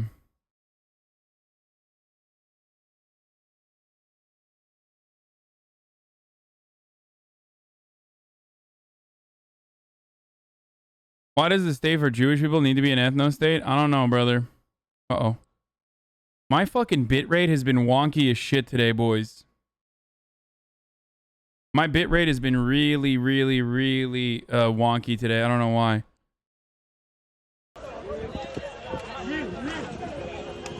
Ready. The Israeli police pushing around accredited news correspondent. Who's this? Ben Wedeman of CNN.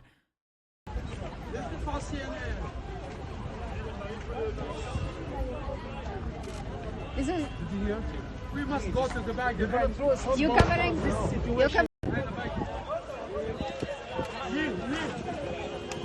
Ready.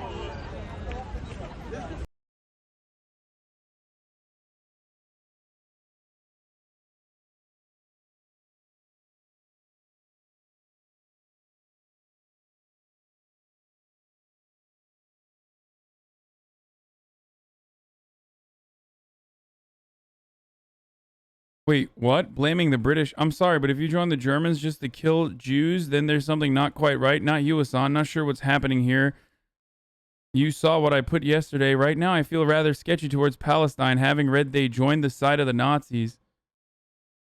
What the fuck did the Palestinians have, dude? What are you talking about? What?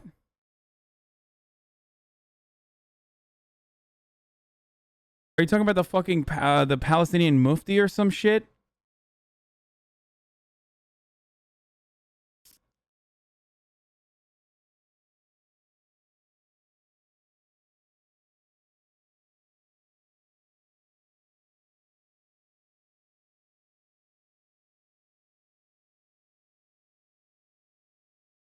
So did Italy and Japan. You want to bomb that too?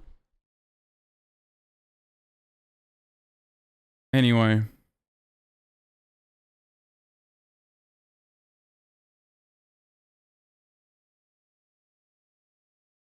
Mega doo-doo vid? Should I? We've seen this before. I feel like this is psychotic. Like this. I mean, here, there's a lot of new people in here. I think it's good to go over the fucking reason why, like, the real supporters of Israel and America are not necessarily American Jews, who are still very much conflicted on their support for Israel, even though you know, the older you get, the more conservative some of your parents might be, the more they might provide unconditional support to Israel. But the real supporters that fucking absolutely love Israel and all of its actions against Palestinians are the evangelical Christians. I've talked about this before. It plays a significant role in their like understanding of the world through their religious framework. They only skip 415. There is something there, right? There's definitely blood in this. We're not going to rewatch the Megiddo Armageddon movie, which was really funny, and we've done that already. We're just going to simply watch why evangelicals are huge Zionists. In conflict has been the focal point of geopolitical instability in the Middle East since the establishment of Israel in 1948. Although the vast majority of the international community... Wait, hold on. Let me just do a quick scan through right here. I just want to see. with the nation of Israel.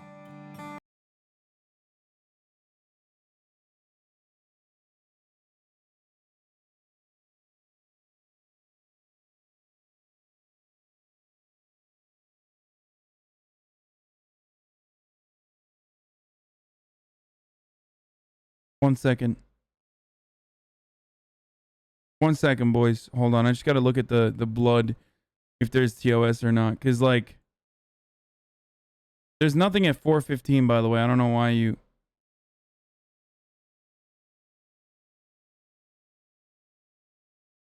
Okay, they just show that, like, they're shooting at protesters. They don't actually show the violence.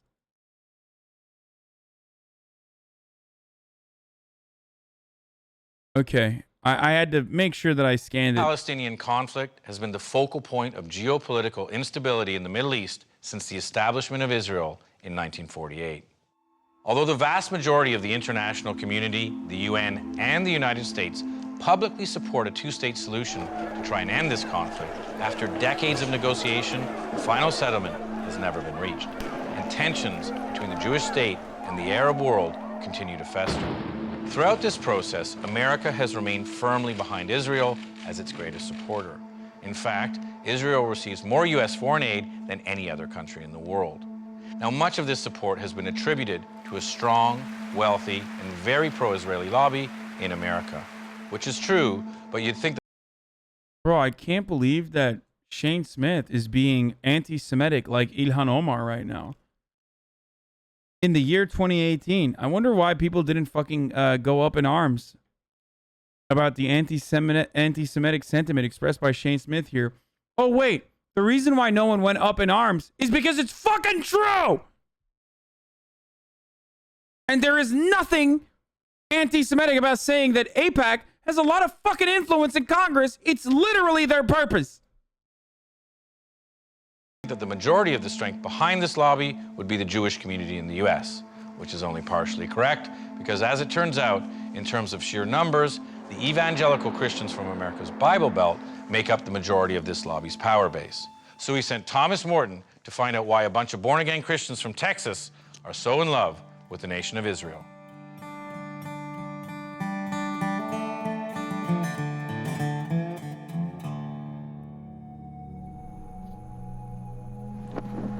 Dude, look at this. Look. Here at Cornerstone Church, we're going to do a night to honor Israel, brother. We're going to honor the Jews, brother. Hell yeah. That's my favorite thing is like fucking, yep, Megiddo, Megadoodoo time. But my favorite thing is like seeing Southern pickups with like, you know, anti-BLM stickers and like, you know, thin blue line stickers and then a fucking flag of Israel sticker like right underneath. I'm like, bro, what the fuck? This may be the most important prophetic spot in the entire Bible because the final act of the book of Revelation is going to begin right here at this place. Hey, by the way, to all the Jews, these guys are not your fucking friends, okay? Because let me just tell you, it doesn't end well for the Jews, okay? Spoiler alert, when the rapture happens, you go to hell just like I do, okay? The only people that get sucked up into the heavens, in their eyes, are the God-fearing, good old wholesome Christians. I just want to say that it's kind of weird to fucking name your ministry the End Time Ministry. That's kind of odd, but whatever. The Bible teaches that Russia, Iran, Ethiopia, Libya, Turkey, and other nations will come down under a UN flag, and they will invade Israel at this particular point. Can you imagine? Thousands of tanks out here in this valley, rumbling, fighting, firing.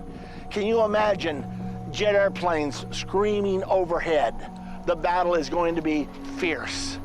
The horrific multinational fighting this preacher is describing is the Battle of Armageddon. Oh, Catholics get the fucking hell treatment too. We're talking evangelical Protestants only, okay?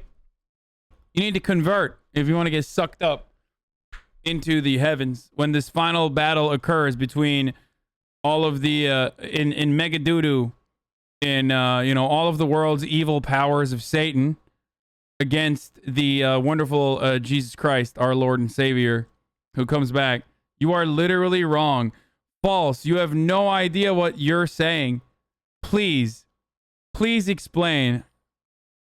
Please tell me. I really, really, really need to know how evangelical Christianity is how my depiction of like the rapture and end times is different from what you know. Please.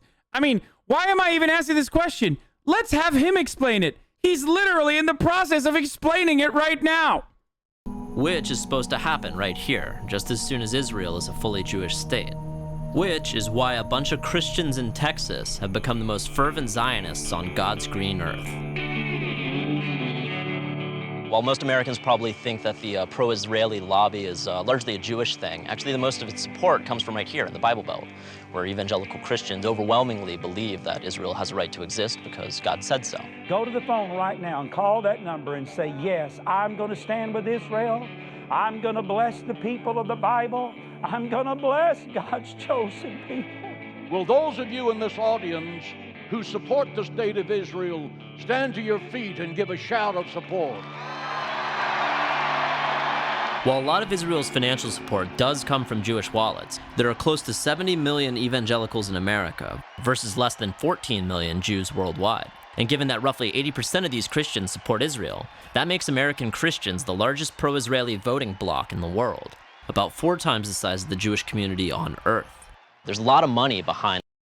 Can I get a yee-yee?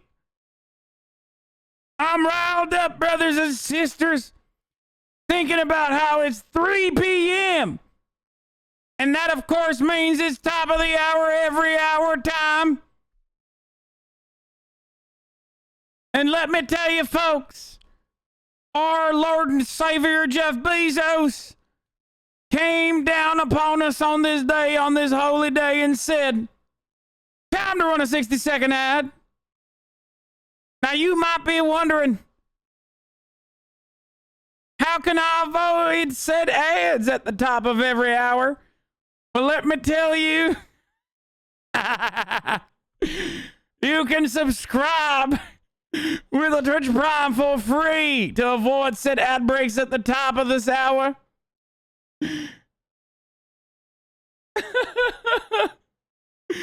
We're doing tithing. Brothers and sisters, here is the ad break now.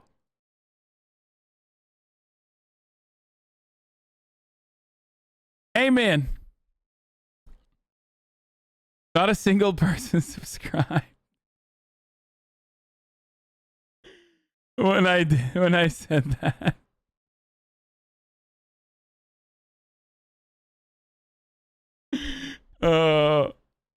Oh wait, never mind. My fucking notifications were broken. Sorry, that was actually very effective. Never mind. Sorry. And the Christian Zionist movement. This church behind me, Cornerstone, is one of the biggest supporters of Israel. Not just God thanks you for the 5 gifted subs. Among Christians, but in the world. The pastor here, John Hagee, has raised an estimated $70 million over the course of his ministry. Pastor Hagee also founded Christians United for Israel, or CUFI, which is the largest pro-Israel lobbying organization in America. Even bigger than AIPAC, the organization most people assume dominates the American Israel lobby because it's the biggest Jewish one. What's dicey about CUFI is that a good deal of their money for Israel is spent on buildings and organizations in the Israeli settlements. These are massive Jewish communities built well within Palestinian territory in violation of international law. The settlements are run by some of the most fanatical Zionists who believe the Bible entitles them to their land and that ceding any of it back to the Palestinians would be a violation of God's law. God gave them that land. They own that land. While there's nothing wrong with Christians supporting Israel, the way these Christians have chosen to do so puts them firmly on one side of the Israeli-Palestinian conflict, one that's directly opposed to the US government's official policy, and are using their massive political power and money to oppose the peace plan John Kerry is currently trying to push through. That's the two-state solution that would give the Palestinians the West Bank and Gaza Strip, and the Israelis would get the rest, hopefully ending all the violence. The evangelicals not only lobby Washington and send money to Israel to fight the two-state solution, they also make up over 40% of American tourists in Israel every year, with popular 40% of American tourists that go to Israel go to fucking look at like the West Bank occupied territory and just like point their fingers, dude. Remember those kids that I showed you that were filming the tourists, and that fucking lady that looked like a Resident Evil 7 character was like screaming at the little kids, calling them terrorists? That's her. This is them. This is the group. Holy Land pilgrimage tours. Many of these tours actually have stops in the Israeli settlements, which are used by the settlers to solicit donations for their cause. We're in Karnei Shamram, Israeli settlement. We're about to meet Sandra, who deals with Pastor Hagee in the United States. She is not a Christian. She's an Orthodox Jew. And right now she's hosting a bunch of Christian Australians who are touring the settlement and hopefully coughing up the bills. To make the settlements more relatable to their Christian friends, Sandra and her organization used the Palestinian territories' biblical names of Judea and Samaria. It is for us as people who believe in the Bible is to stand on the moral and spiritual right of the Jewish people to Judea and Samaria. Amen? Amen. Good.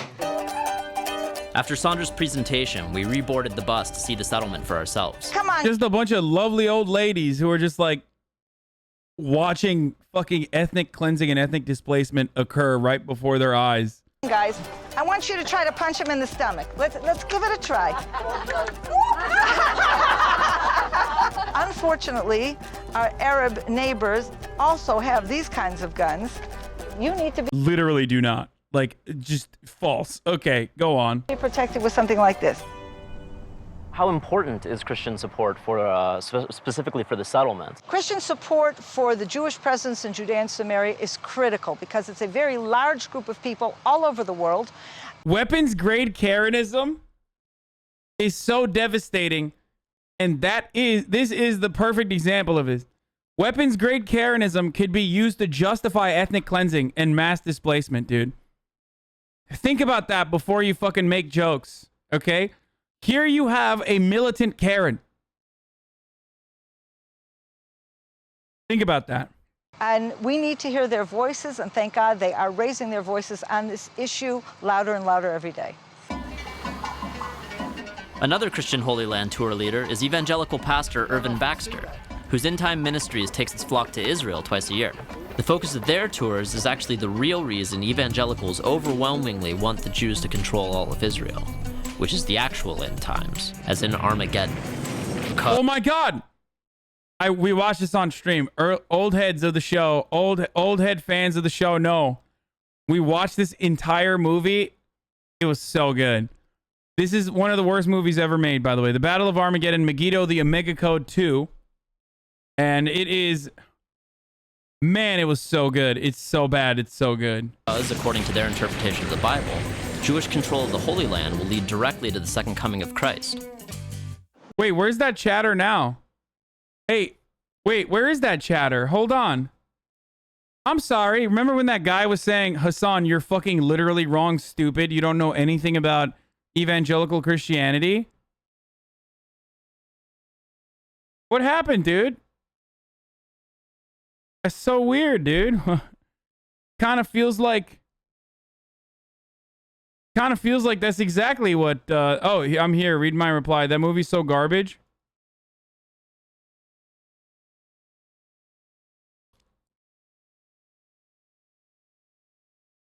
Apparently Israel sent intelligence of Hamas in that building. Oh, did they? MF shotgun.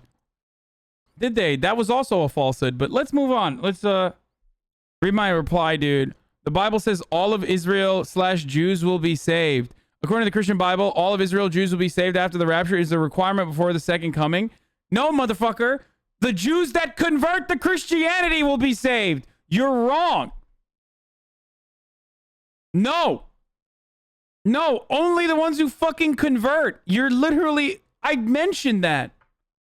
Also, it's not even biblical. This is like evangelical garbage. You just fucking... Jesus Christ.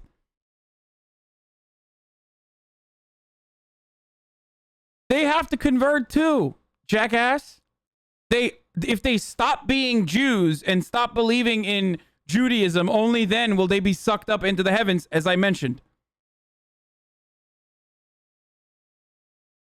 I said the first part when you said all Jews go to hell before you said they had to convert. Oh my God, you're such a fucking piece of shit, dude. Oh, sorry. When Jews will only be sucked into the heaven under the condition that they're no longer Jews. You think that is a justification for you to say false? You have no idea what you're saying when I literally brought that up too? You're such a fucking idiot, dude.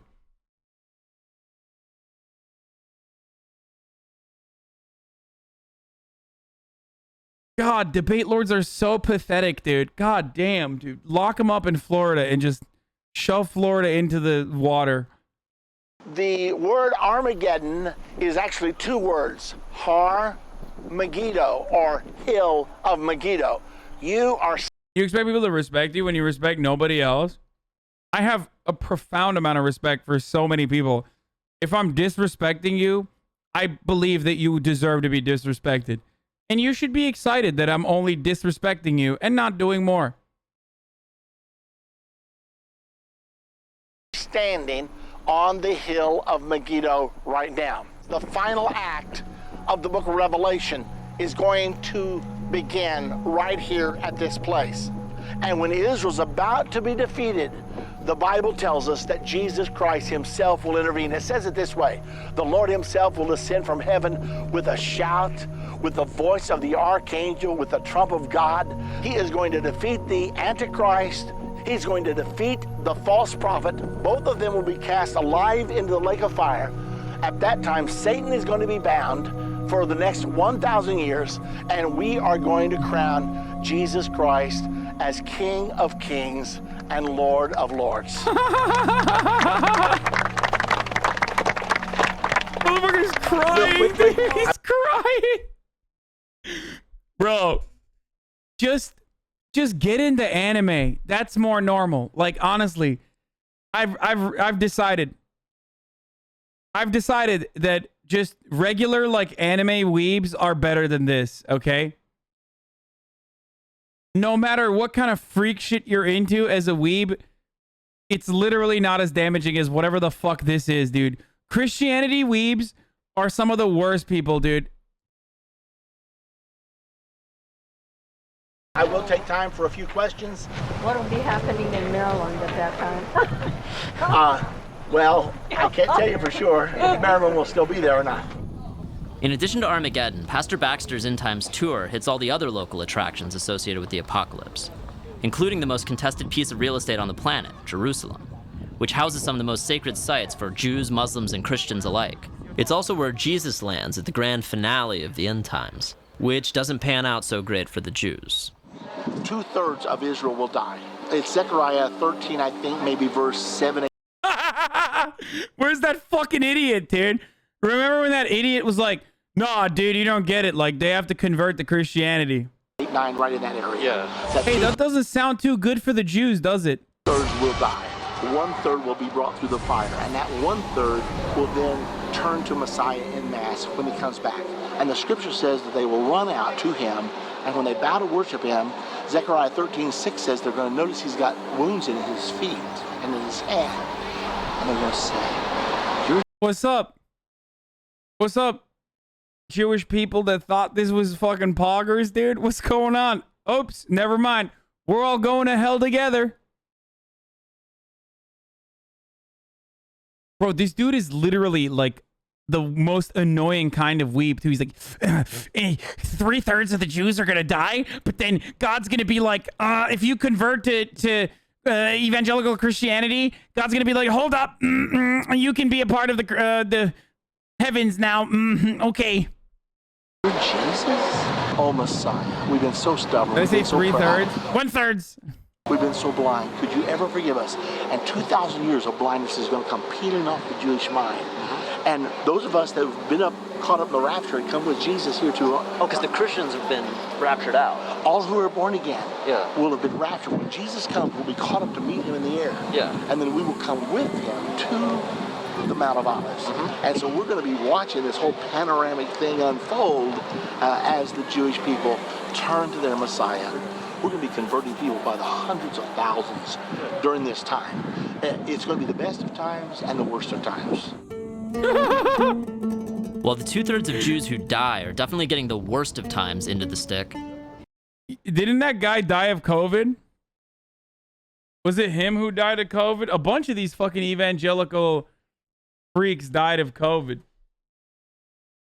Yeah, he did. He literally died of COVID, dude. And he also said COVID was brought upon us by God. So what happens to his congregation? Like, do they just go, oh, fuck, we were like literally worshiping a Satan worshiper technically?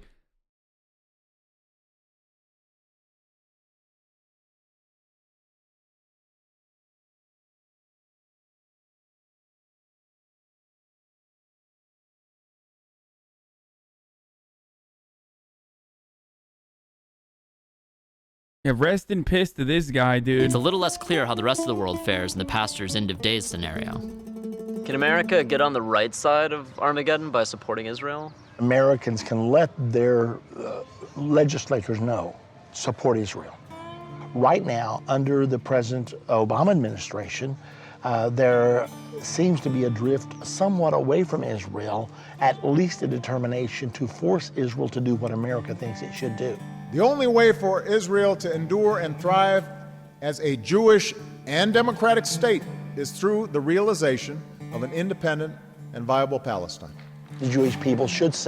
Bro, because he said this, despite the fact that he gave $38 billion over 10 years on his way out, Jewish people were just like, oh my God, he hates Jews. Like, well, not Jewish people, fucking psychopathic Zionists, sorry, I should clarify. But like, so many people I talk to in Hollywood would regard Obama as, like liberals, by the way, would regard Obama as like being anti-Semitic and having like a profound and senseless hatred for Israel. It's crazy. It's crazy. Say, look, this is our promised land. The Bible says we should not give it up, so we're not giving it up. You have to respect our religion. Aside from potentially derailing an otherwise pretty solid peace plan, Christian support for the Israeli settlements further makes life a pain in the ass for the Palestinians living nearby. Which is exactly what's happening at Beit Jala, a Palestinian village on the outskirts of Bethlehem, where Jesus was born. Javier Abu Aid is also Christian, as well as an official in the Palestinian Liberation Organization. We met him at a weekly outdoor mass put on by the Catholic Church as a form of protest against Israeli encroachment. 2 years ago, an Israeli court decided to build the wall here, where we are. So basically all this valley that you see here, it's going to be on the Israeli side of the wall. Hello, how are you? Hey, how are you? For example, he's one of the 58 landowners that are going to lose their land here. It's and our 58 Palestinian Christian families that are going to lose their land here. And you're not talking about, immigrants that came here. You're talking about indigenous population of this land. We are standing now over a territory that no one in the world, not even the US, recognizes as part of Israel. I know a lot of evangelicals, it's really big in America. For the record, for the people who are dunking on this guy or whatever, like, look, I don't give a fuck what, like, sky god you believe in. As long as you don't use that to, like, justify occupying lands and, like, killing people, as long as you use that for your own spiritual guidance, like, whatever, I don't give a fuck, dude. Do you, okay? Like, so don't fucking immediately be like, oh, these guys are, like, still crazy. Don't do the fucking cringe-ass, like, r/atheist dipshit. Right now to support Israel because they say, well, the Bible says Israel belongs to the Jews. And a lot of them also believe that once the Jews take over all of Israel, then they get to have Armageddon. I read the Bible, and I never saw that the Bible says that God is a real estate agent. Those Christian Zionist organizations, they are not giving money actually to the state of Israel. They are giving money to the most ideological settlers. Okay. And of course, I don't think that's a very Christian act. If I were a Palestinian Christian, I wouldn't involve myself in this conflict. I'd stay out of it and say, look, I know what's coming. I'm going to serve Jesus Christ. When he gets here, he'll straighten all this out. Yeah, that's talk about being out of touch. Motherfucker, you think IDF bullets discriminate? Oh, if I were a Zionist Christian, I'd stay out of it. Motherfucker, how are they going to stay out of it? It's their homes. Like, how? Just stay out of it, brother. Okay, where am I supposed to go? While Baxter's advice for Christians on the ground is basically just to bunker down and get ready for the inevitable, he and his fellow Christian Zionists in America are working full tilt to make the end of days a reality, and are using the voting strength of their followers to try and get Washington on their side.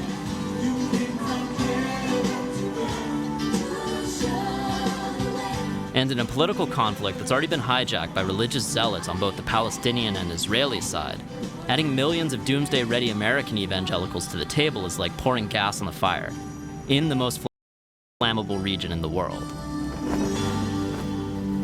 Hell yeah, brother. That's what I'm talking about, brother. All right, listen, we're going to move on to some fun stuff now, okay? I don't care about the QAnon shaman, okay? Where's Griffin when you need him? Ladies and gentlemen, this is part of the broadcast where we move on to some more fun stuff. And that fun stuff happens to be the saga of Molly and Louise. 90 days are back, boys. It's back, dude. Molly is a woman with a kind heart and a titties of all sizes bra store. Louise is kind of a piece of shit and is manipulating the fuck out of Molly for what I suspect is acquiring a green card, which he is securing day by day. Here are their ongoing struggles. Title change, bro? Bro, title change, bro? What do you think? Like, you think, like, my mod team and myself are a bunch of fucking robots, dude? Like,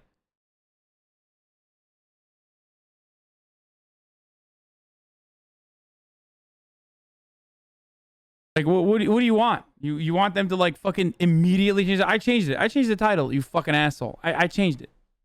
Okay, bro? You happy, bro? All right, let's start.